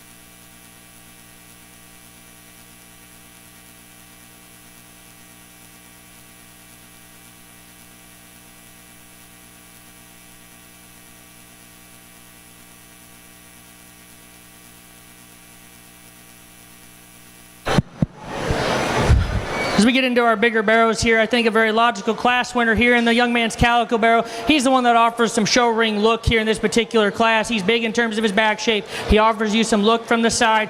He's not quite functional or what I would term ideal in terms of his skeleton. I like to free him up just in terms of his feet and legs ever so slightly, but in this particular class, you have to find him and you have to use him. Young lady that comes in second, I think much the same story. She just outmasses the rest of the barrels in this particular class, just from fundamentals in terms of what we're looking for in the show ring. this one has the next most good in terms of it. Is this one big enough bone, big enough in terms of its skull? None of those things are accurate about that barrel, but just in terms of having some mass and dimension, you have to appreciate that about that particular barrel. Young man that comes in third, I think this one is the most productive in terms of the center portion of his body. He's got some actual mass on the top side of his skeleton, and he is decently functional for that particular commercial-oriented hog. And we just need, like we've said, I hate to sound repetitive, but we just got to have more flash and more show ring appeal in that particular barrel. And then we round out the class with these initial trio. I think this bottom trio, I think, is all much the same. We just get a little bit too closed up in terms of our skeleton at the base of our skeleton, and we need to open these things up, and we need to just give them a little bit more mass, a little bit more power. But I think in terms of commercial orientation and having some product and overall value of doing what they're supposed to do and just gain some weight, they've done a great job. We need to have a little bit more show ring look to get them any higher for this particular guy. Let's give them a nice round of applause as they exit the ring.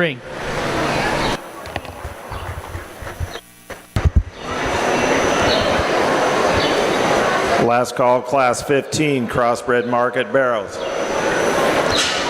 Out of Class 14, first place purple, Bryson Kapke of Wilbur. Second place purple, Harper Schmidt, Claytonia. Receiving blues was Deegan Anderson.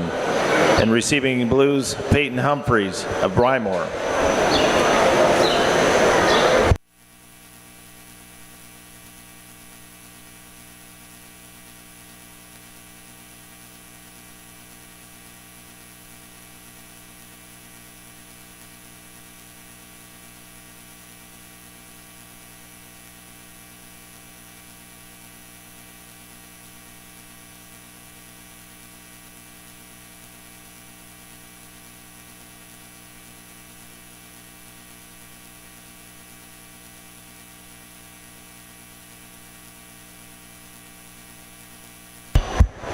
Now in the ring is our crossbred, Class 15 Crossbred Market Barrels. Lexi Schlake of Blue Springs, Collins Muir, Adams, Jamie Wiegand of Beatrice, and Preston Costal of Odell. It's our first call, Class 16 Crossbred Market Barrels.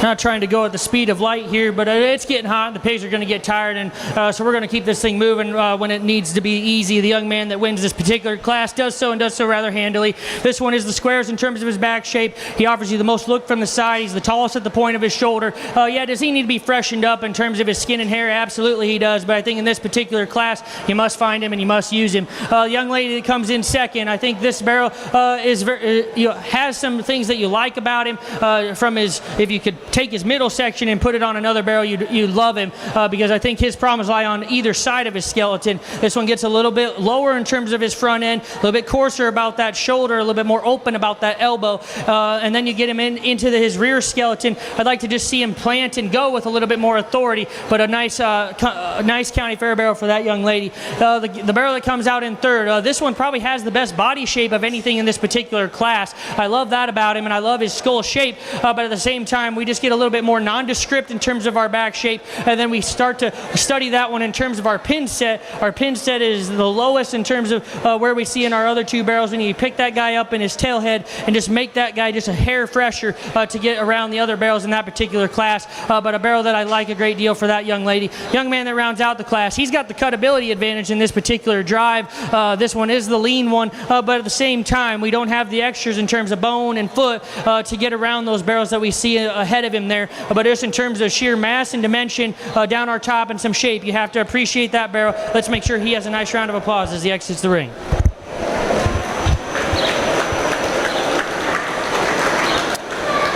Last call, Class 16 Crossbred Market Barrels. Out of Class 15, First place purple, Preston Costal of Odell. Second place purple, Collins Muir, Adams. Also receiving a purple, Lexi Schlake, Blue Springs. And receiving a blue ribbon, Jamie Wiegand of Beatrice. Now entering the ring is Class 16 Crossbred Market Barrows. Riker Whitwer, Wymore. Weston Whitwer, Wymore. Leighton McKeever, Wymore. Regan Cracky, DeWitt. And Collins Muir, Adams. First call, Class 17 Crossbred Market Barrows. Following our Class 17, we will select our champion Crossbred Market Barrow.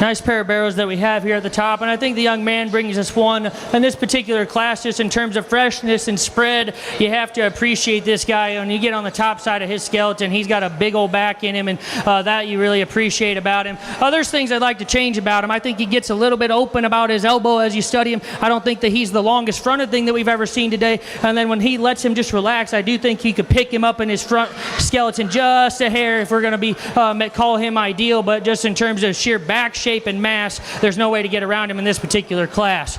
The young lady that comes in second, I think this is a very nice barrow, and he just runs into one that he just can't get around in terms of freshness and bone, but in terms of sheer mass and some look from the side, you have to appreciate that barrow. I'd like to clean him up through that lower 1/3. He's starting to want to blow a gland, maybe just tighten him up through that jowl, just give him a little bit bigger circumference of bone to really rival that class winner, but a really solid barrow to go ahead and be your second in class here.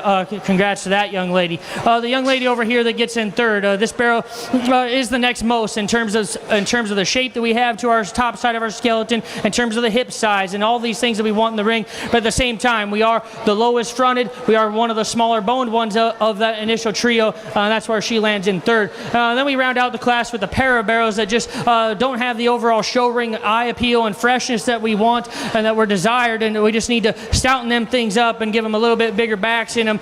But I think it's certainly a nice pair of barrows for those young gentlemen. Let's make sure they have a nice round of applause. Congratulations, Class 16. This is our last call for our last class of Crossbred Market Barrows, Class 17. Out of Class 16, first place purple, Regan Cracky of DeWitt. Second place purple, Leighton McKeever, Wymore. Receiving blues, Collins Muir. Also receiving a blue, Riker Whitwer of Wymore and Weston Whitwer of Wymore. Entering the ring is our last class of crossbred market barrels. Luke Heatdirks Adams, Dempsey Dorn of Adams, Luke Heatdirks Adams, and Jamie Wiegand of Beatrice. Following this last class of crossbred market barrels, we will select our champion crossbred market barrel. Please bring all first and second place class winners from our barrel show to the ring.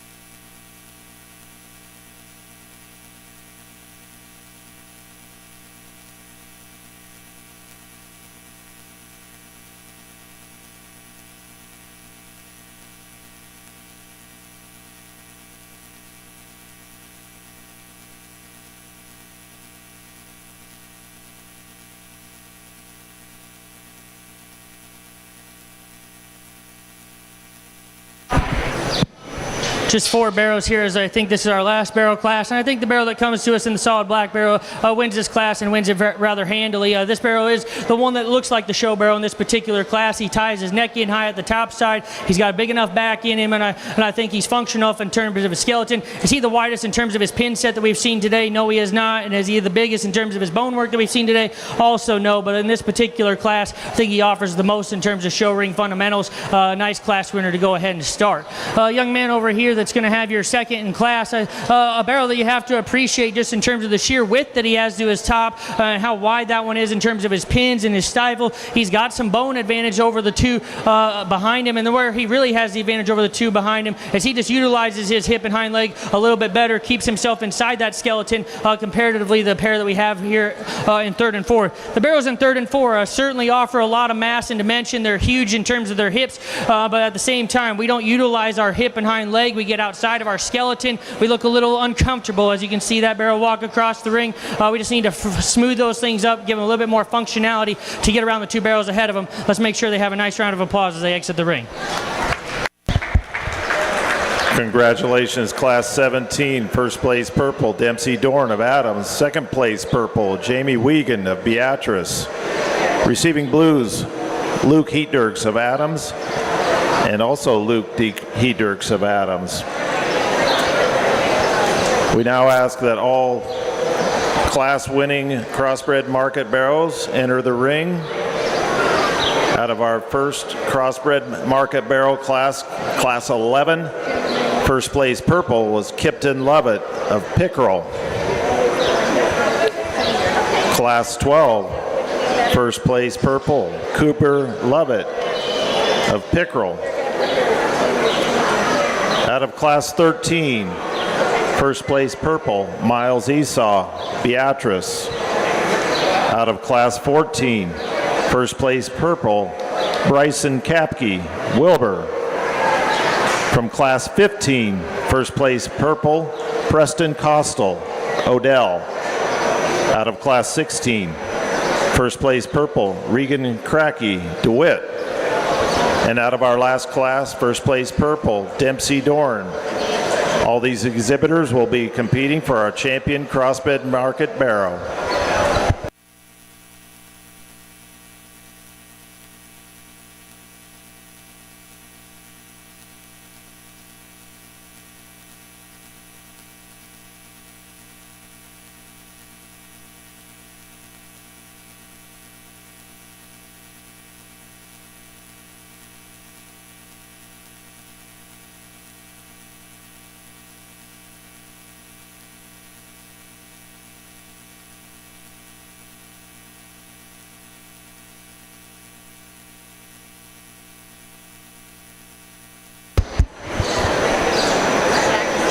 Once again, our judge for today is Hunter Schroeder from West Point, Nebraska.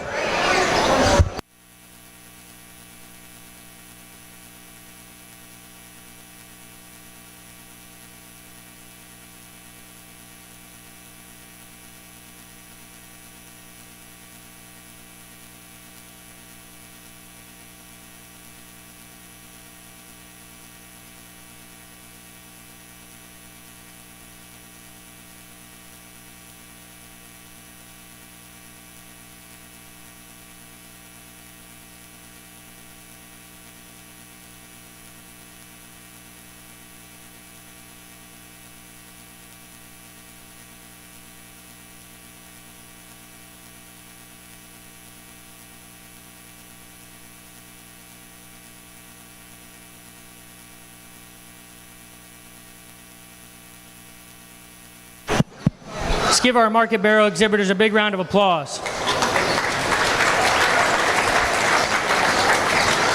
I think certainly need to be commended to the breeders and just showmen and families that put these things together, because this is my 4th or 5th county fair this year, and I can tell you there's at least 3 or 4 barrels in here that win those county fairs for fun, and so to have them all on the same drive is quite enjoyable. We'll just briefly describe them here just so you can kind of see where I'm thinking. The barrel that comes out of our first class here is a barrel that I think you really appreciate for where he's at in this terms of the game. He's good looking, he's big legged. Is he maybe the biggest backed one that we've seen today? He's absolutely not that, but I think you have to appreciate him for where he's at in this stage of the game. I think a barrel that down the road could have a bright future. I don't know what barrel came next. Did you come next? Yeah. Okay, the barrel that comes next, I'm getting them all, this barrel in that particular class, we talked that pair, and I think that was a very, very deep pair. And this barrel was the one I landed on just in terms of his extra body shape. I think right there behind his blade in that particular class was where he excelled. And out here, you get him out here with a couple other contemporaries. I think he still excels in that area. He's very, very good looking from the side. I think one spot that he has the advantage is how he ties the top side of his crest into the back side of his blade, and that's a smoother transition than we see in maybe another barrel, but they are at different maturity patterns at this stage of the game as well. The young man that comes out of this next class, in that class we said that he needed to win just because he offered the look from the side that we see here, but maybe when we get him out here amongst his contemporaries, I'd like to darken him up just ever so slightly, because I think if we darken him up, it maybe makes it even more fun. But then you study him in terms of his bone work. He is the smallest boned one of the at least the top 4, and then you study him to the base of the surface. He is the smallest footed one as well. The barrel that came out of this class, it's not wanting to be a show barrel. In that particular class, he just needed to win from a squareness perspective. He's not fresh enough to really compete with some of the barrels that we have out here today, but I think a nice barrel in that particular class. The young man that had that calico barrel in that class, he needed to win that class just in terms of having the most in terms of the show ring, but as we've talked to him, he needs to be set back in the angle of his skeleton, just giving a little bit more show ring look. And then we have a barrel here that comes out of the second to last class. Like we talked to him in class, that is a massive backed one. That's a big ditch in a back, and he is absolutely where he needs to be in terms of that back shape. My questions lie with that one is where we talk about his transition right out of his back of his blade into his crest. I think I could smooth that up just ever so slightly, but at the same time, that's a big noggin on one. It's hard to make one extremely smooth from that point into their blade when they're that big in terms of their skull. But that's where my problem lie with him. I think he could be smoothed up there just ever so slightly, but we're getting awfully critical on one in this particular drive. The young man that comes out of that last class, I think he just offered the most in terms of show barrel proportions. When you get him out here amongst the others, I think it's very clear he's not the flashiest in terms of his bone work. I think he's a little bit longer in terms of his spine, maybe a little longer than we'd like to deem ideal in the show ring, but still a very nice barrel to go ahead and be in this particular drive. I think it gets close. Honestly, for me, it's between a pair of them, and I think that pair is extremely good, and it's where you put your priorities. Do you like the extra look from the side? I think they both look good. Do you like the extra look from the side, or are you going to power them out and just tell you which one is the biggest backed? And that's up to you guys. But for me personally, I've always been a first impression guy, and the one that I think that puts the most good together in terms of look from the side, young man right here in front of me will be your champion.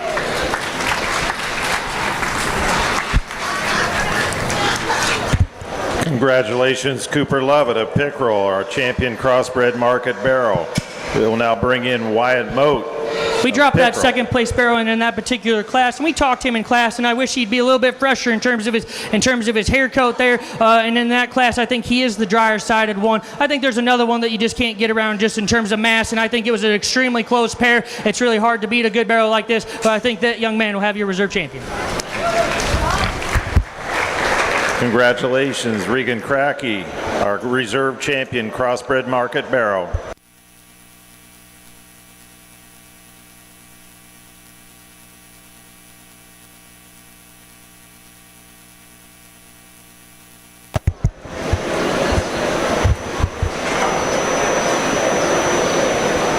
We will now pause briefly before we begin our Swine Showmanship show. Congratulations to all the market hog participants.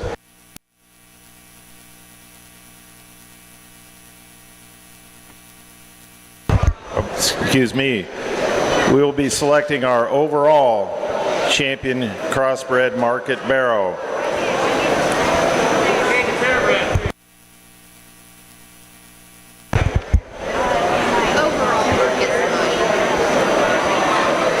What's that? Come back against the crop.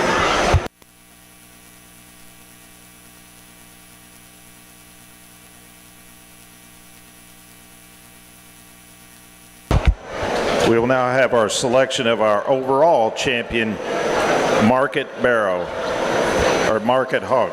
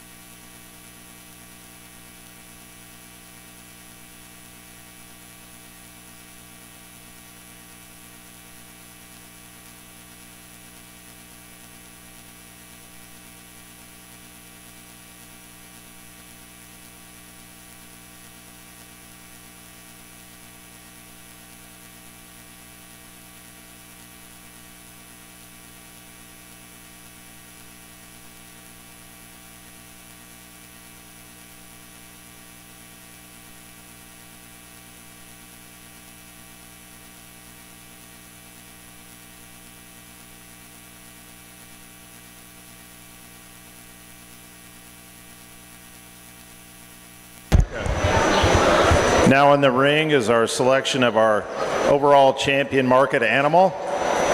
In the ring is Cooper Lovett with our champion crossbred market gilt. Also in the ring is our champion purebred market hog, exhibited by Miles Esau with his Duroc barrow. Also in the ring is Cooper Lovett with the champion crossbred market barrow.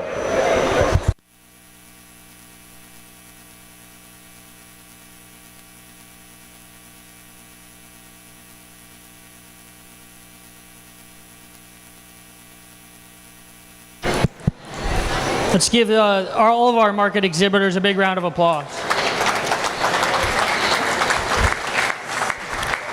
You guys can let them rest here just a little bit, but exceptionally high quality, and I commend you guys for having this quality, because like I said, there's county fairs that all three of these would win and win for fun, but I think to have them in a ring says a lot to your breeders, says a lot to your families, and whoever's helping you on the feed bucket, I think is very evident that it's high quality people at that. There's undoubtedly going to be discrepancies about who should win and what, and when you have this caliber of pig, not everybody's going to agree with me, and that's absolutely perfectly fine. I just ask you to see what I'm seeing. I try to describe them the best of my ability. But my biggest thing here is, at least back home, we have some problems with county fair drama, we'll call it. And so if we could, as adults and as exhibitors as we get older, we need to just make sure that, county, although it's not important to some, the county fair is important because this is where almost everyone starts.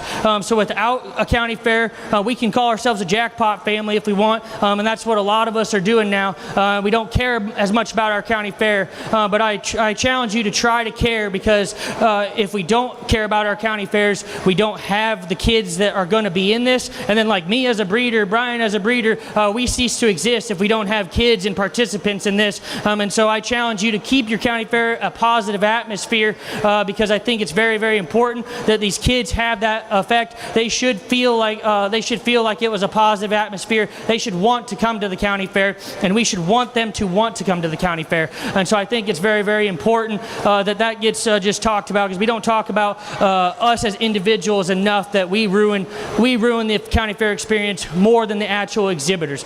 So I just think that it's very important to say that, and that's just my 2 cents. As we fire the pigs back up, I think it's very, very high quality, and I think you can go a number of different ways. We'll just briefly describe them. The young man that's on the gilt, we just talked to her in that particular division. There was nothing that could beat her in that particular division. She won that division for fun, like I've said. As you get her out here, is she as opened up in her body cavity as we've seen? Probably not, but that is a natural gilt thing. They're not as opened up in terms of their body cavities, and so I think you have to ask yourself if she's got enough there. But man, from the side, in terms of her skull shape and how she paints it from the side and extends all the way back into a big square hip, you have to appreciate that one. Like I said, I think she's got a little bit of swelling there in that left hock. You have to ask yourself if that's an issue today. Well, the young man that comes in with that Duroc, I think in that particular drive is one that won that division just in terms of wanting to be a show barrel. He has the show barrel proportions for a Duroc. He's good in terms of his angles for a Duroc. And like I said, it's hard to make me like a Duroc, but I think that one is certainly good in his own right. Is he as bold in terms of his body shape? Is he as opened up in terms of his chest as the two that we have out here? Probably not. But in terms of just being a solid purebred, I think you have to appreciate that one. The young man that just comes out, I know he's actually on the gilt now, but the barrel that just comes out of that division, I think that division was extremely tough. And like that barrel particularly won because I think he's better in how he lays his shoulder in compared to that reserve, and he ties his neck in neater at the top side of his blade. That's really what separated that particular pair for me. I think that was a very, very deep pair. I think he needs to win. He'll be your champion. Congratulations, Cooper Lovett, with our overall champion market animal. Now in the ring with the reserve champion crossbred market barrow is Regan Cracky. We bring that reserve barrow out, and there's going to be numerous people ringside that think this should be your champion. And I understand when you get in behind him, this guy is extremely massive in terms of his pin set. Like we talked about, that is a ginormous back in one. I just think he gets a little bit out at his elbow, not as smooth through the base of his shoulder, and like we said, doesn't tie that neck in just as beautifully as I deem ideal. But I do think he does offer just a ton of punch. I think that was a really, really challenging pair. It's really hard to split them up. I don't think we're going to do that today. Young man will have reserve. Congratulations, Regan Cracky, our reserve champion market animal.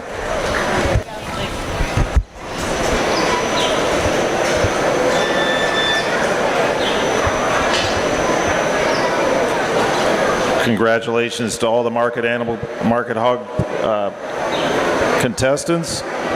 We will now pause briefly before we begin our senior swine showmanship.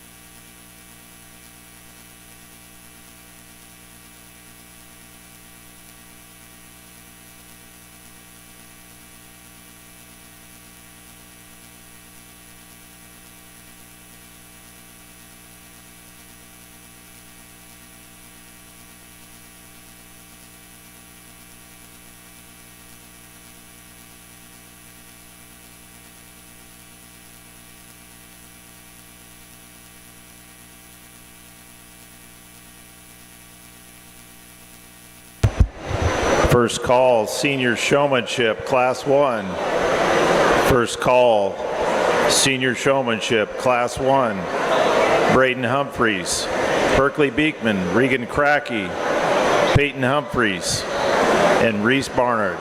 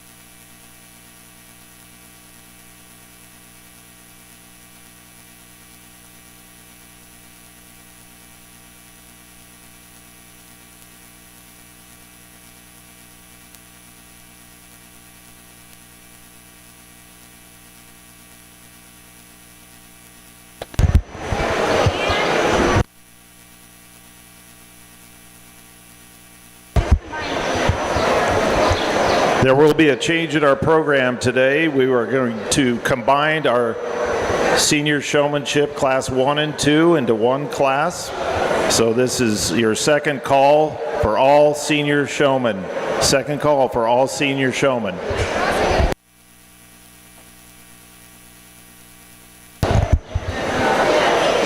We will also combine the two classes of intermediate showmanship.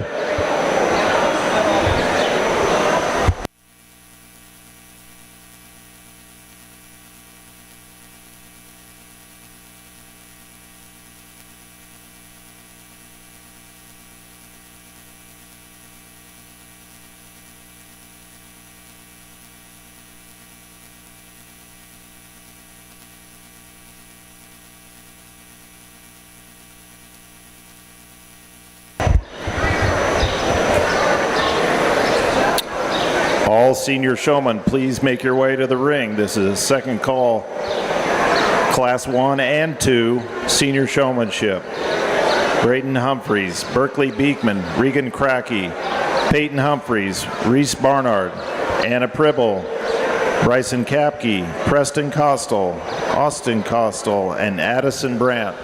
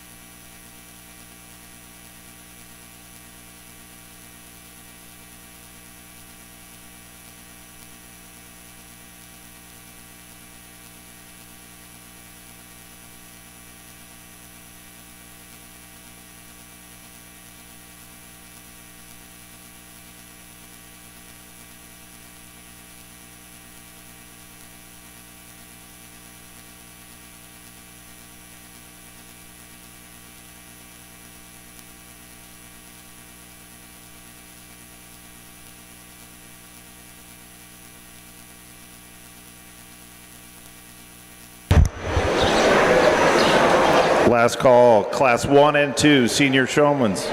Please come to the ring.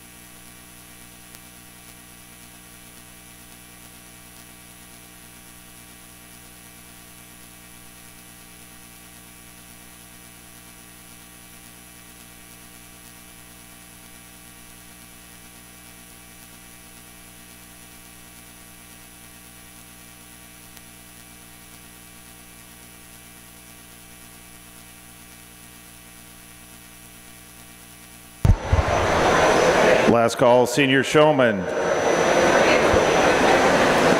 Now entering the ring for our Swine Showmanship senior class, Braden Humphreys, Berkeley Beekman of Beatrice, Regan Crackey, DeWitt, Peyton Humphreys of Wymore, Reese Barnard of Beatrice, Anna Pribble of Beatrice, Bryson Kapke of Wilbur, Preston Costal, Odell, Austin Costal of Odell, and Addison Brandt.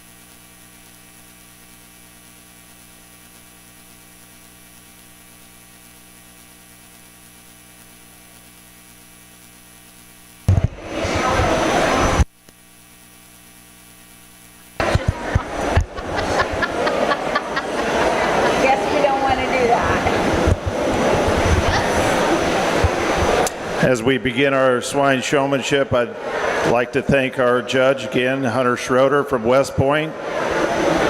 Hunter and his wife Tiffany own and operate a 35-head purebred and crossbred show pig swine operation. Hunter also works for Rainforth Animal Health out of Wisner, Nebraska. Hunter was a graduate of UNL and was a competitive member of the livestock judging team there. And he enjoys spending time with his daughter Mallory and his wife Tiffany. Please join me in thanking Hunter Schroeder once again.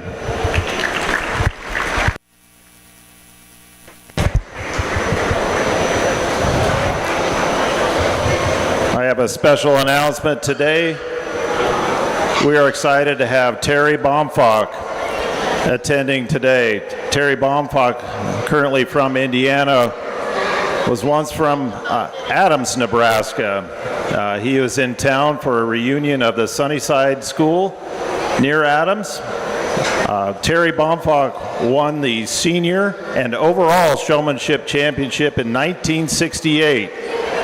From there, Terry went on to the Vietnam War, and he is a veteran of Vietnam, and we're glad to have Terry here to present our champion senior showman.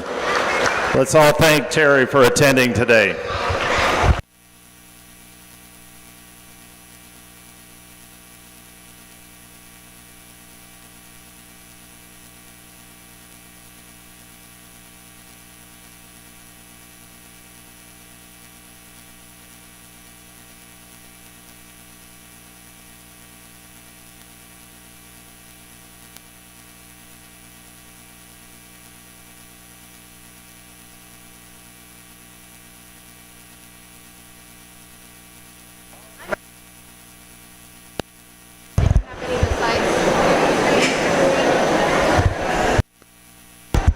Reminder to all exhibitors, you have to have your livestock premium auction applications into the office by 1 hour following the hog show. This is for all species. Reminder, fill out your auction application.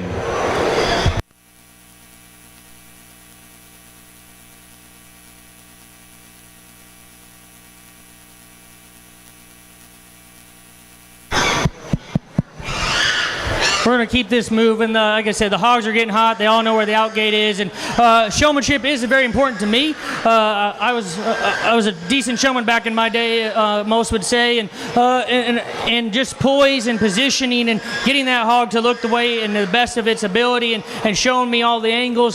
For you youngsters out there, there's an individual out here who's doing a phenomenal job in terms of ring presence and where we're supposed to be in speed and whip speed and all these things. If you want to show someone, if you want to look at someone to see how to show one, young man directly in front of me will be your champion senior showman.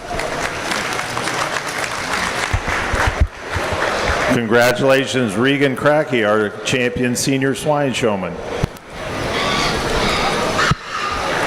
It gets a lot closer here as we study them for reserve. Like we said, I've kind of evaluated them all day here. I've been able to do that. That's one advantage of it being at the end, but we're seeing a clear disadvantage of it being at the end where everyone wants to be out of the gate. I think there was another young gentleman that did a nice job as he came in the ring, and I think it really boils down to a couple of them. Both these young gentlemen right here are doing a nice job. They'll be getting themselves a couple purples, and then this young man with Gil with the orange tag will also be getting a purple. I think those are the ones that have done the best job even when we started in class. I think I've always been a believer that you can show whatever pig you want in showmanship as long as you're doing a nice job, and I think that holds true today. Young man with the glasses will be reserved.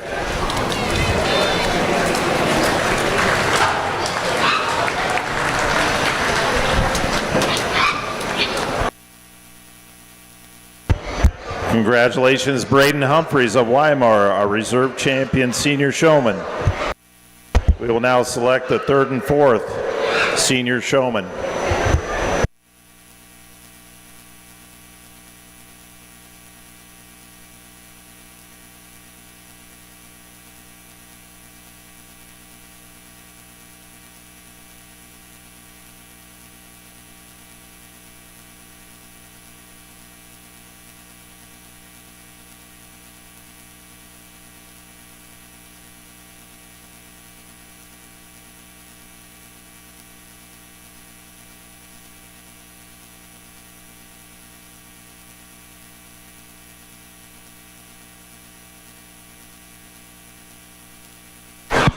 Okay, I'm told I need to pick 4, so we got 2 down.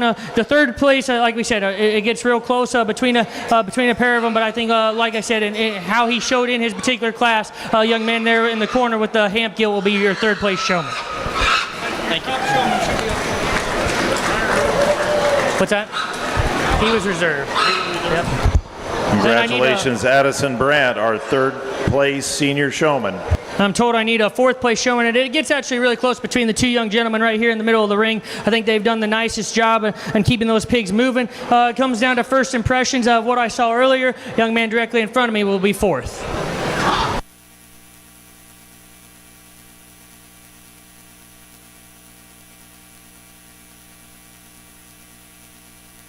Congratulations, Austin Costal, our 4th place senior showman.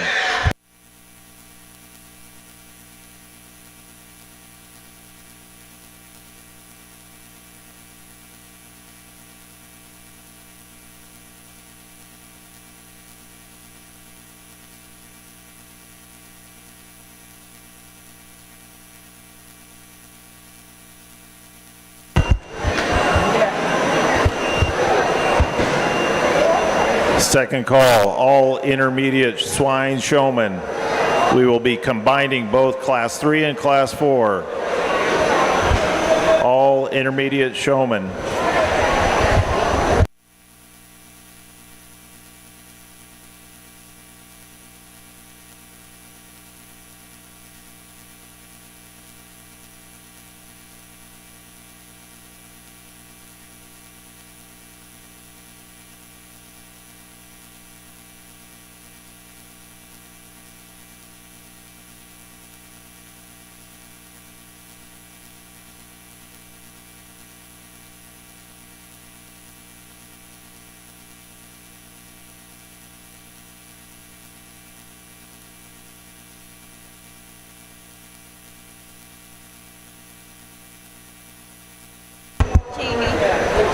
Now entering the ring is our intermediate swine showmanship contest.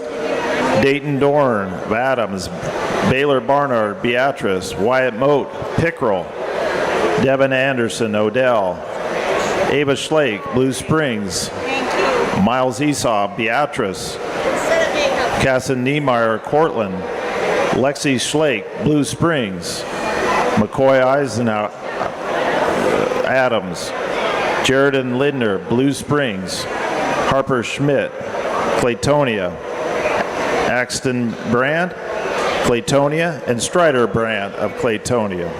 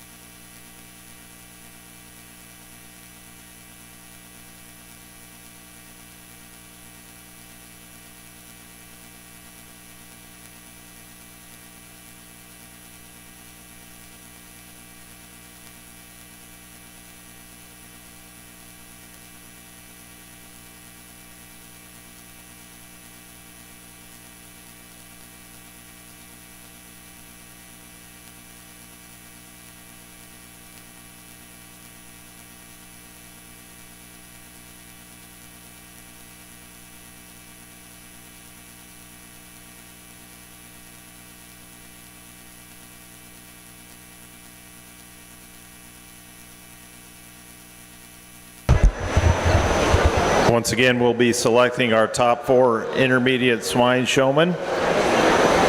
We have combined Class 3 and Class 4.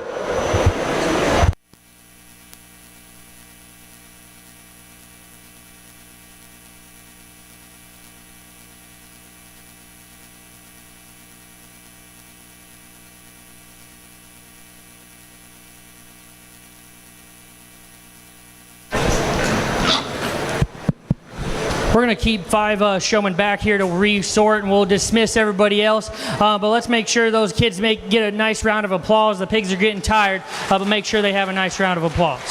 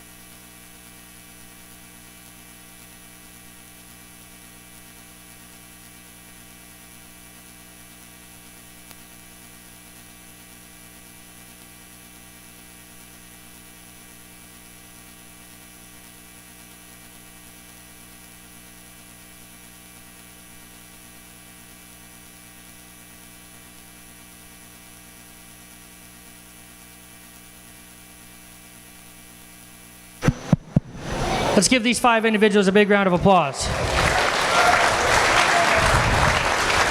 Absolutely turned up the heat here, and especially in these top trio. Nothing to take away from the young man who's going to be 4th and 5th, but we'll just talk him here. We'll get you a 5th. Young man over here, he's going to be 5th.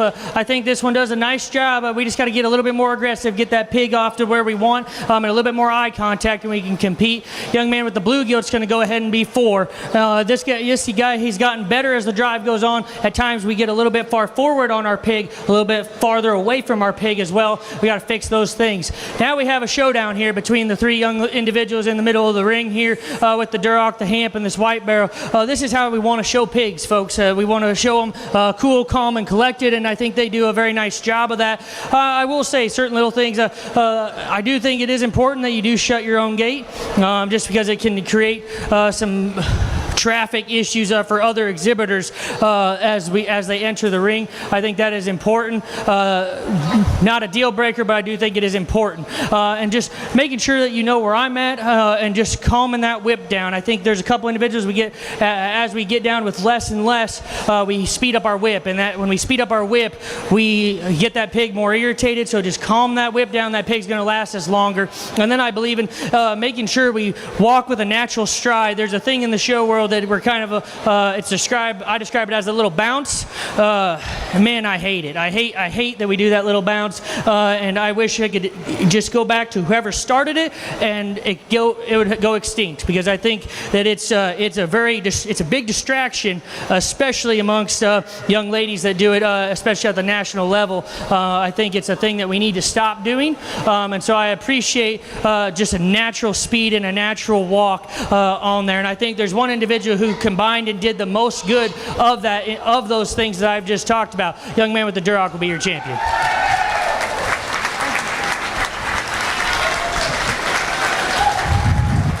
It gets close here for second as we start to pick them apart, and I do think there is one that at times we do have a little bounce, but I think that individual has fixed it as we've gone on in the drive and is naturally calmer with the whip comparatively to the one that's going to go in 3rd. Young man with the White Barrel is going to be your reserve. Young lady's going to be 3rd. Thank you, sir.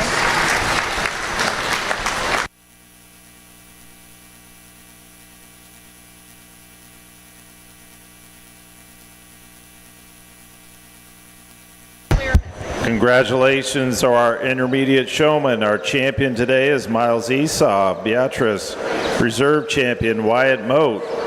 Our 3rd place showman is Dayton Dorn. And our 4th place intermediate showman was Jaredon Lidner, Blue Springs.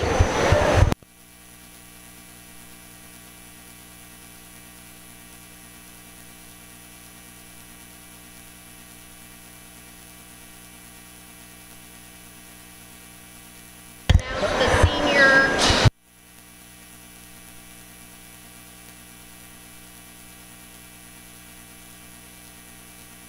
They said they didn't hear.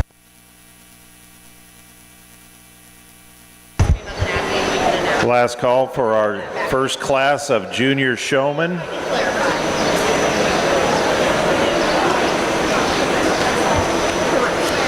Class 6 junior, Class 5 junior showman. Riker Whitwer of Wymore. Kate Heatdirks, Adams. Cade Schlake of Adams. Carson Costal, Odell. Collins Muir, Adams. And Zella Thornburg, Pickrell.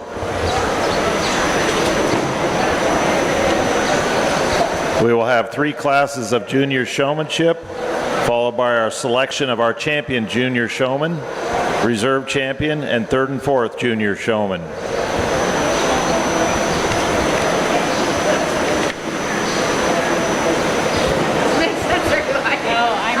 I'm like chicken scratch. You're fine. This is very helpful.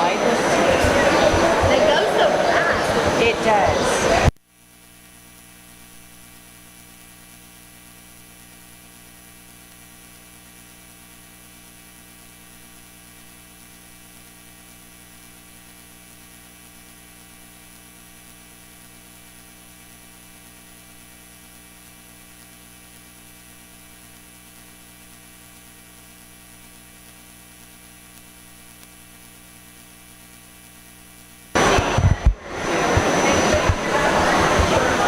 Previously, our champion senior showman was Regan Crackey of DeWitt. Our reserve champion senior showman was Braden Humphreys of Wymore. Third place senior showman Addison Brandt, Claytonia, and our fourth place senior showman was Austin Costal of Odell. Out of our intermediate division, our champion senior showman was Miles Esau of Beatrice, followed by reserve champion intermediate showman Wyatt Moat. Third place was Dayton Dorn, and fourth place showman was Jared Linder of Blue Springs.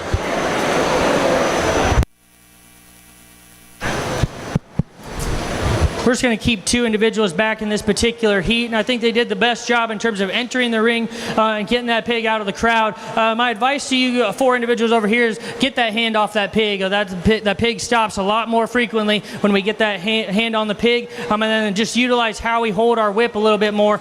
We want to hold it more. It's not a pencil, and we want to hold it more with our index finger forward. Gives us a little bit more stability with our whip to be able to drive and reach towards that head. But make sure those individuals have a nice round of applause as they exit the ring. Congratulations, Class 5 Junior Showman. Last call, Class 6 Junior Showman. Deegan Anderson of Odell, Maxon Esau, Beatrice, Dempsey Dorn, Adams, Sloan Esau, Beatrice, Braden Schlake, Blue Springs, and Luke Heatdirks, Adams. Once again, this is Class 6 Junior Showman.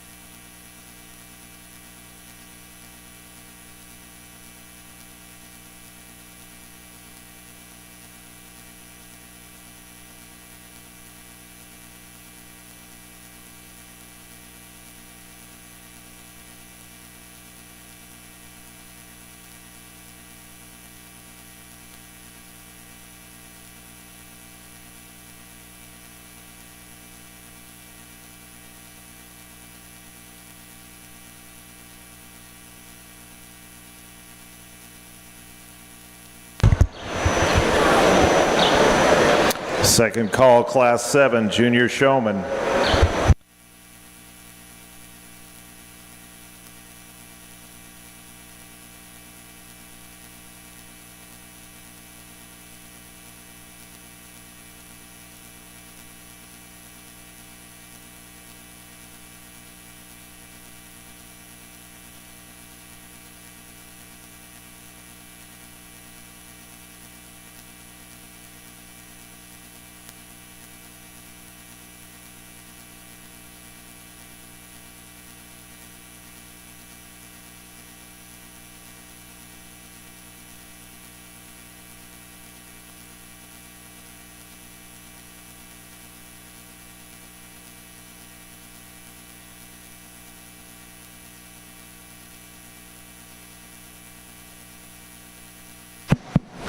We're going to keep three individuals from this particular heat to come back for our finals, and the three young gentlemen out here do a nice job. We just get a little bit far away and not quite as aggressive. We're not always on the right side of the pig between me and the judge. Also, just little things that we need to work on going forward in our show careers, but make sure they have a nice round of applause as they exit the ring. Last call, Class 7 Junior Showman. Class 7, Halsey Watson, Adams. Brigham Whitwer, Wymore. Calvin Bowman, Odell. Leighton McKeever, Wymore. Adeline Eisenhower, Adams. And Jamie Wiegand, Beatrice.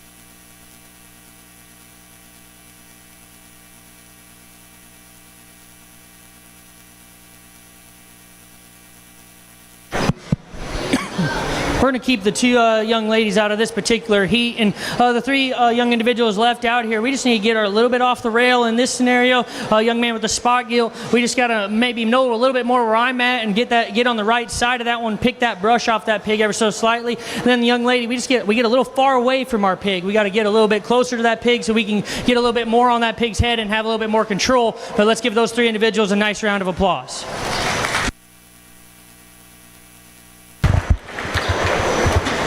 Congratulations, Class 7 Junior Showmanship.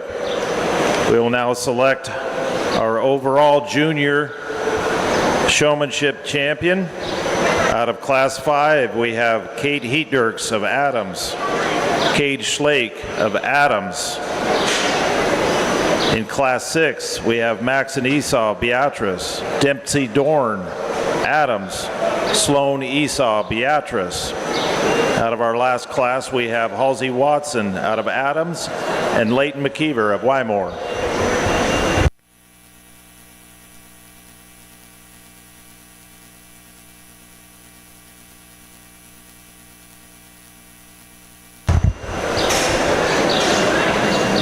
Following the selection of our junior showmanship champion in reserve, we will select the overall champion showman from all divisions, seniors, intermediates, and juniors.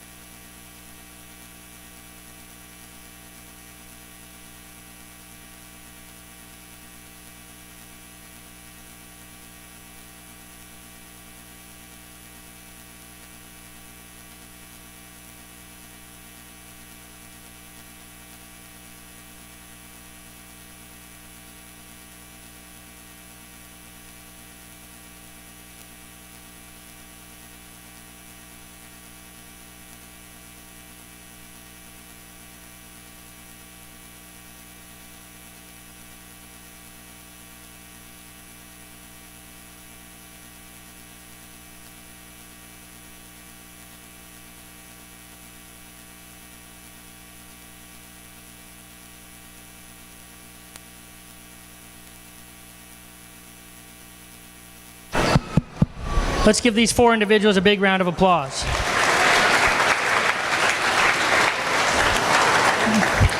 These 4 junior showmen can show for me any day. So if you get kicked out of your own barn, you just make your way up north, and you got a whip that you can have in my barn, and that's for sure. Because I think these young individuals do a very, very nice job and can compete at a high level. I think there's some minute differences between them and just some little things. I will tell you, just as a whole, I think at times when I'm moving across, we need to just do a little bit better job of anticipating where the other pigs are going to go. That will help you not have to not have to cross paths with in front of the other gilt, and then your gilt goes another way, if that makes sense.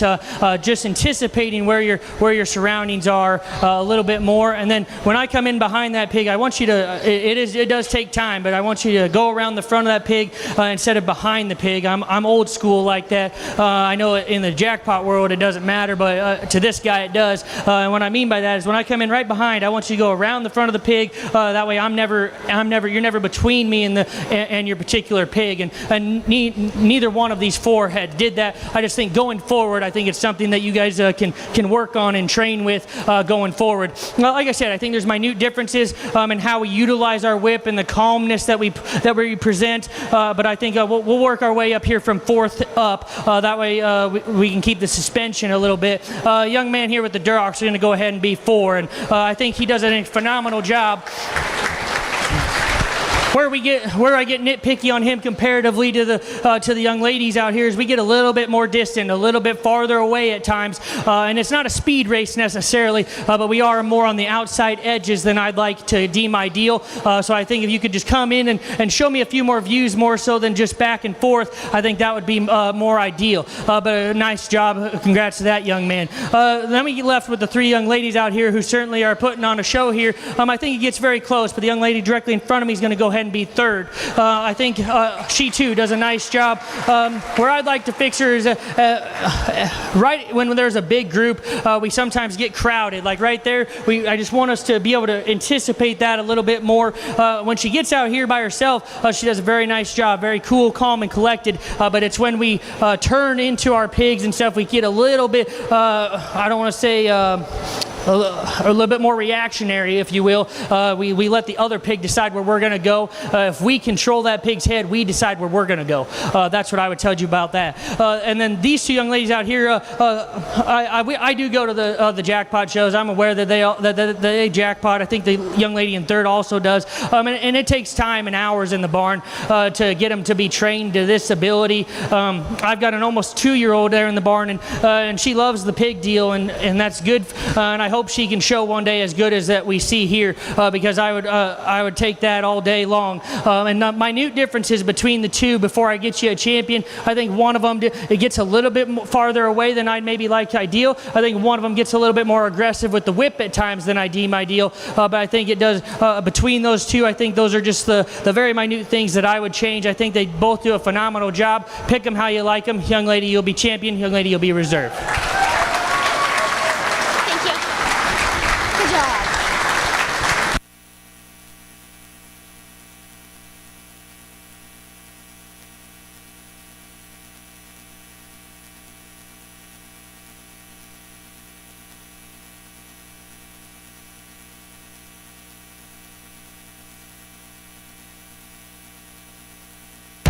Congratulations to our champion junior showman, Halsey Watson of Adams. Our reserve champion junior showman was Leighton McKeever of Wymore. Our 3rd place junior showman was Sloan Esau Beatrice. And our 4th place junior showman was Gage Schlake of Adams. We will now have the selection of our overall champion showman. From our senior division, Regan Cracky, DeWitt. From our intermediate division, our champion, Miles Esau, Beatrice. And once again, our champion from our junior showman, Halsey Watson of Adams.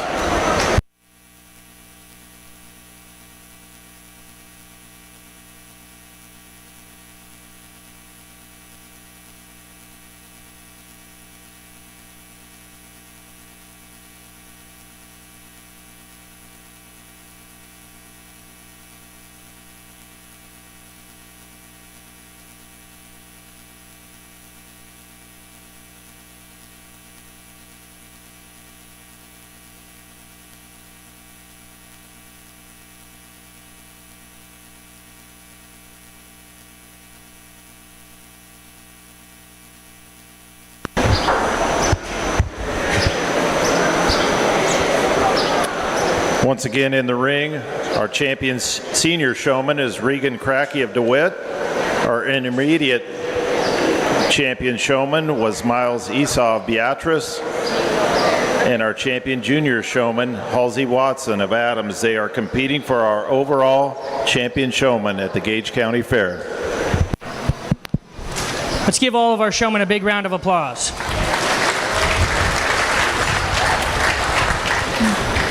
I can tell you this is something that I wish every county fair would do, because I think it is fun to run the all age divisions together. You know, back when I showed, which I made that sound like it's a long time ago. It's not that long ago. I'm not that old, but when we showed, at State Fair and Exarban, everyone showed together. It didn't matter if you were 8, didn't matter if you were 18, and we don't do that anymore. And so I wish we would, because I think it rewards work at home, and everyone's like, oh, the old kids got to win. Well, that's not always the case.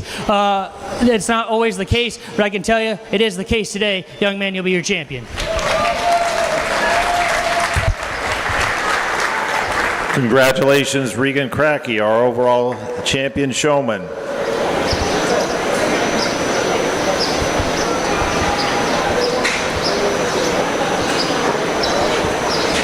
We will now ask Braden Humphreys of Weimar, our reserve champion senior showman, will be entering the ring to compete for our reserve champion showman. We bring in our reserve senior showman, and like I said, my hat's off to get a confinement-oriented pig to even participate in being a show pig. It is quite hard. If you've ever loaded fat hogs, you know what I'm talking about, and my hat's off to him. I do think it comes down to our intermediate and our junior here for your reserve overall showman. I think there's one that just hit me a little bit smoother, a little bit harder in his particular division. Young man with the Duroc will be reserved. Congratulations, Miles Esau, our reserve champion showman.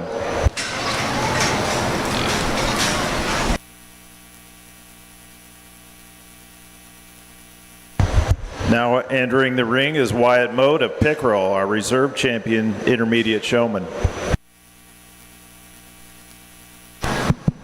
We bring our reserve intermediate showman out here, and like we talked in that particular pair, I think it was very close and some nitpicky things. I do think it still remains a close decision between the intermediate and our junior champion. Like I said, I think there was one that came out of a very tough division, and we just talked about him. Young lady will be third.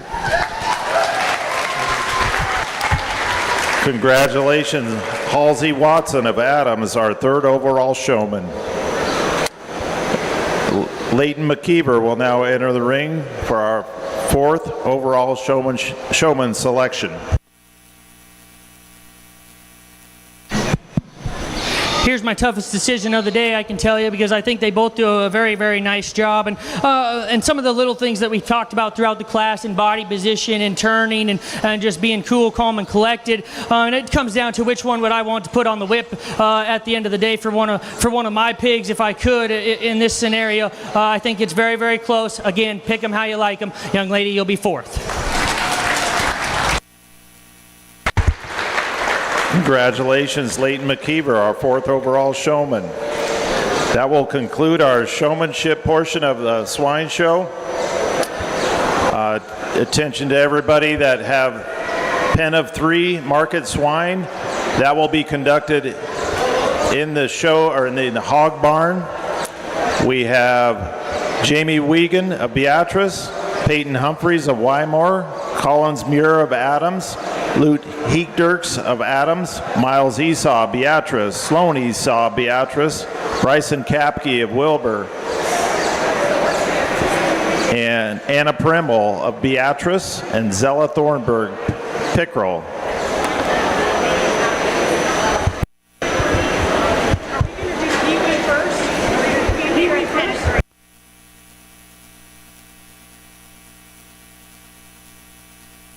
Oh, okay.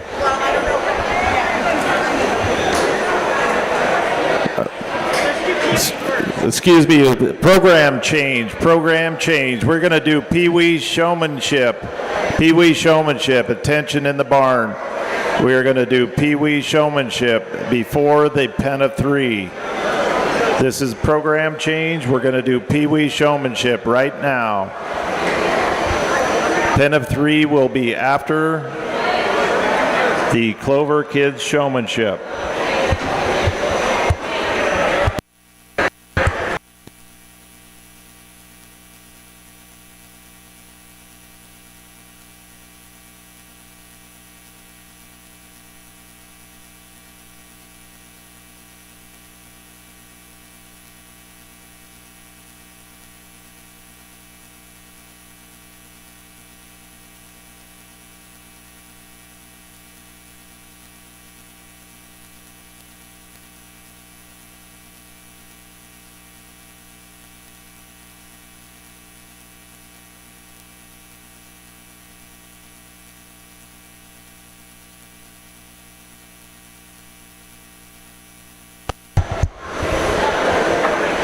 Attention in the barn, Clover Kids Showmanship now in the ring.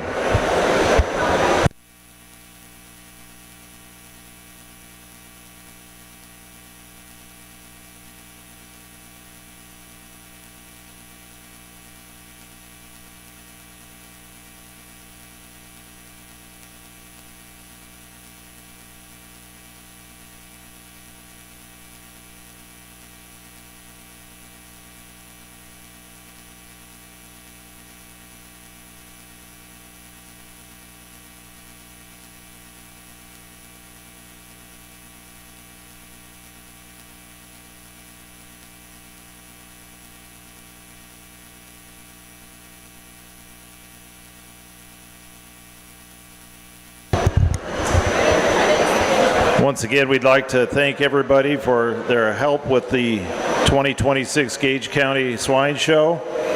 Our ring help, Tess Lenford, Doug and Cindy Party, Lana Musel, Brian Zimmerman. We've got Jana and Christina also helping out with the ribbons. I know there are a lot of people that helped put the show on today, but thank you to all those that helped make this day a successful day. And last and finally, I wasn't going to leave him out, but Jared McKeever, congrats.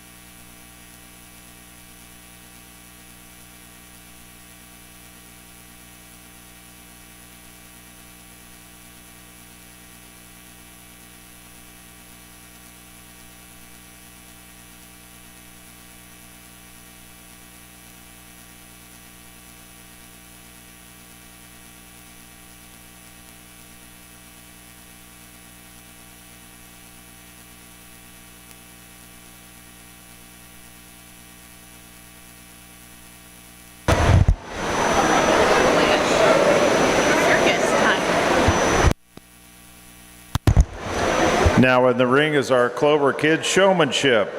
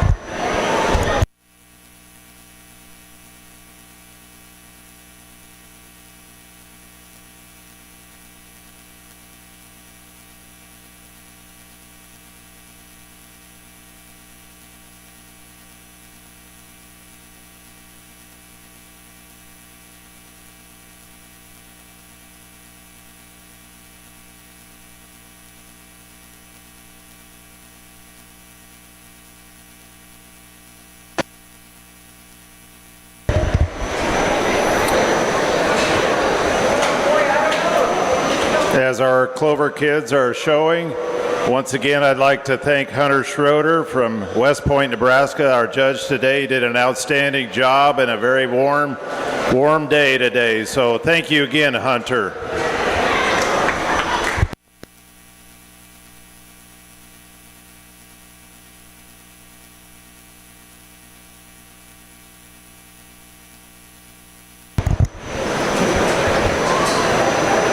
Please be preparing your pen of 3 market swine. Please prepare your pen of 3 market swine. Following the Clover kids, we will have the pen of 3 market swine in the hog barn.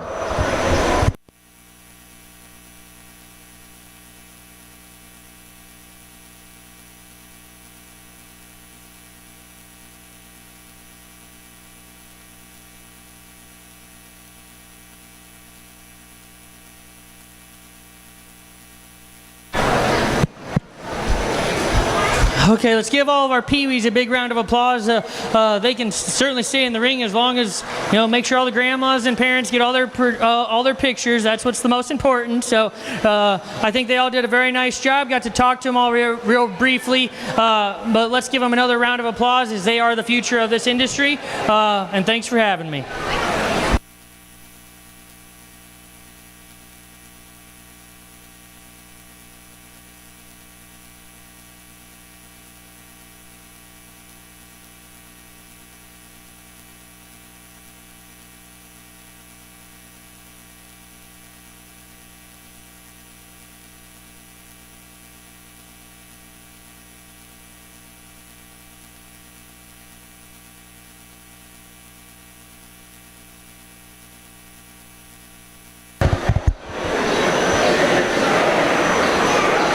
Congratulations to all the Clover Kid showmen.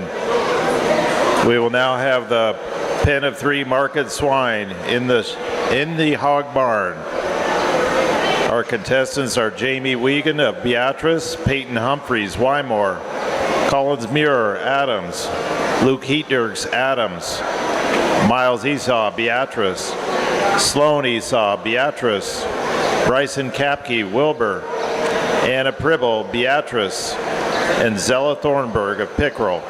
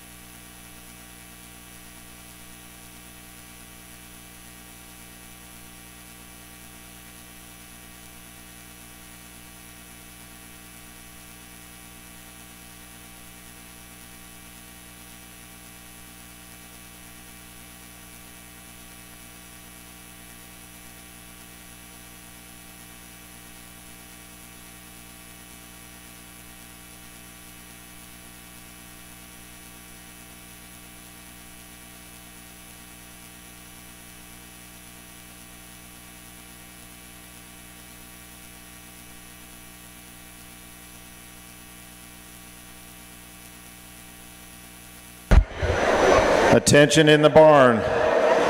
All 4-H and FFA exhibitors, please fill out your 2026 Market Livestock Premium Auction forms. Fill out your livestock premium auction forms and have them submitted no later than 1 hour after the end of the hog show.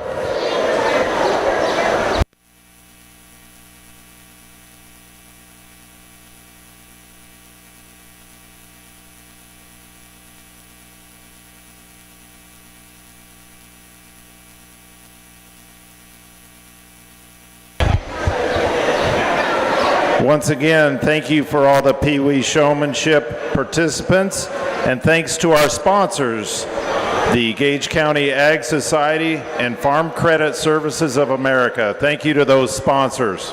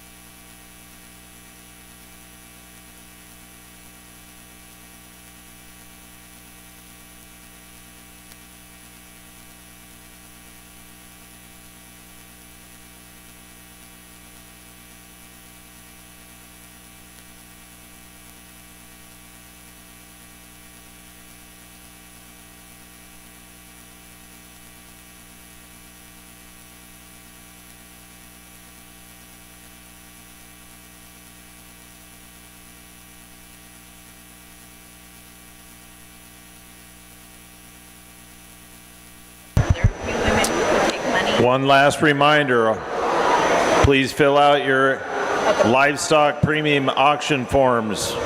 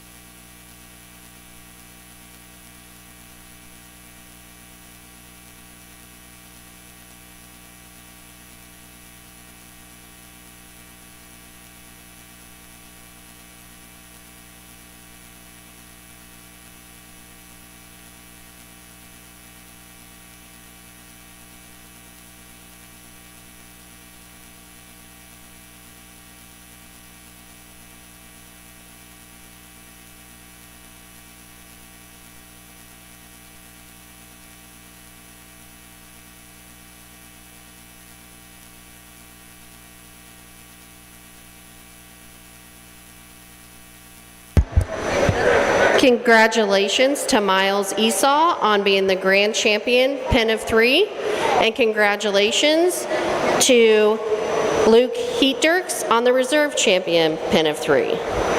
Once again, this is final call for all premium auction market animals sign up.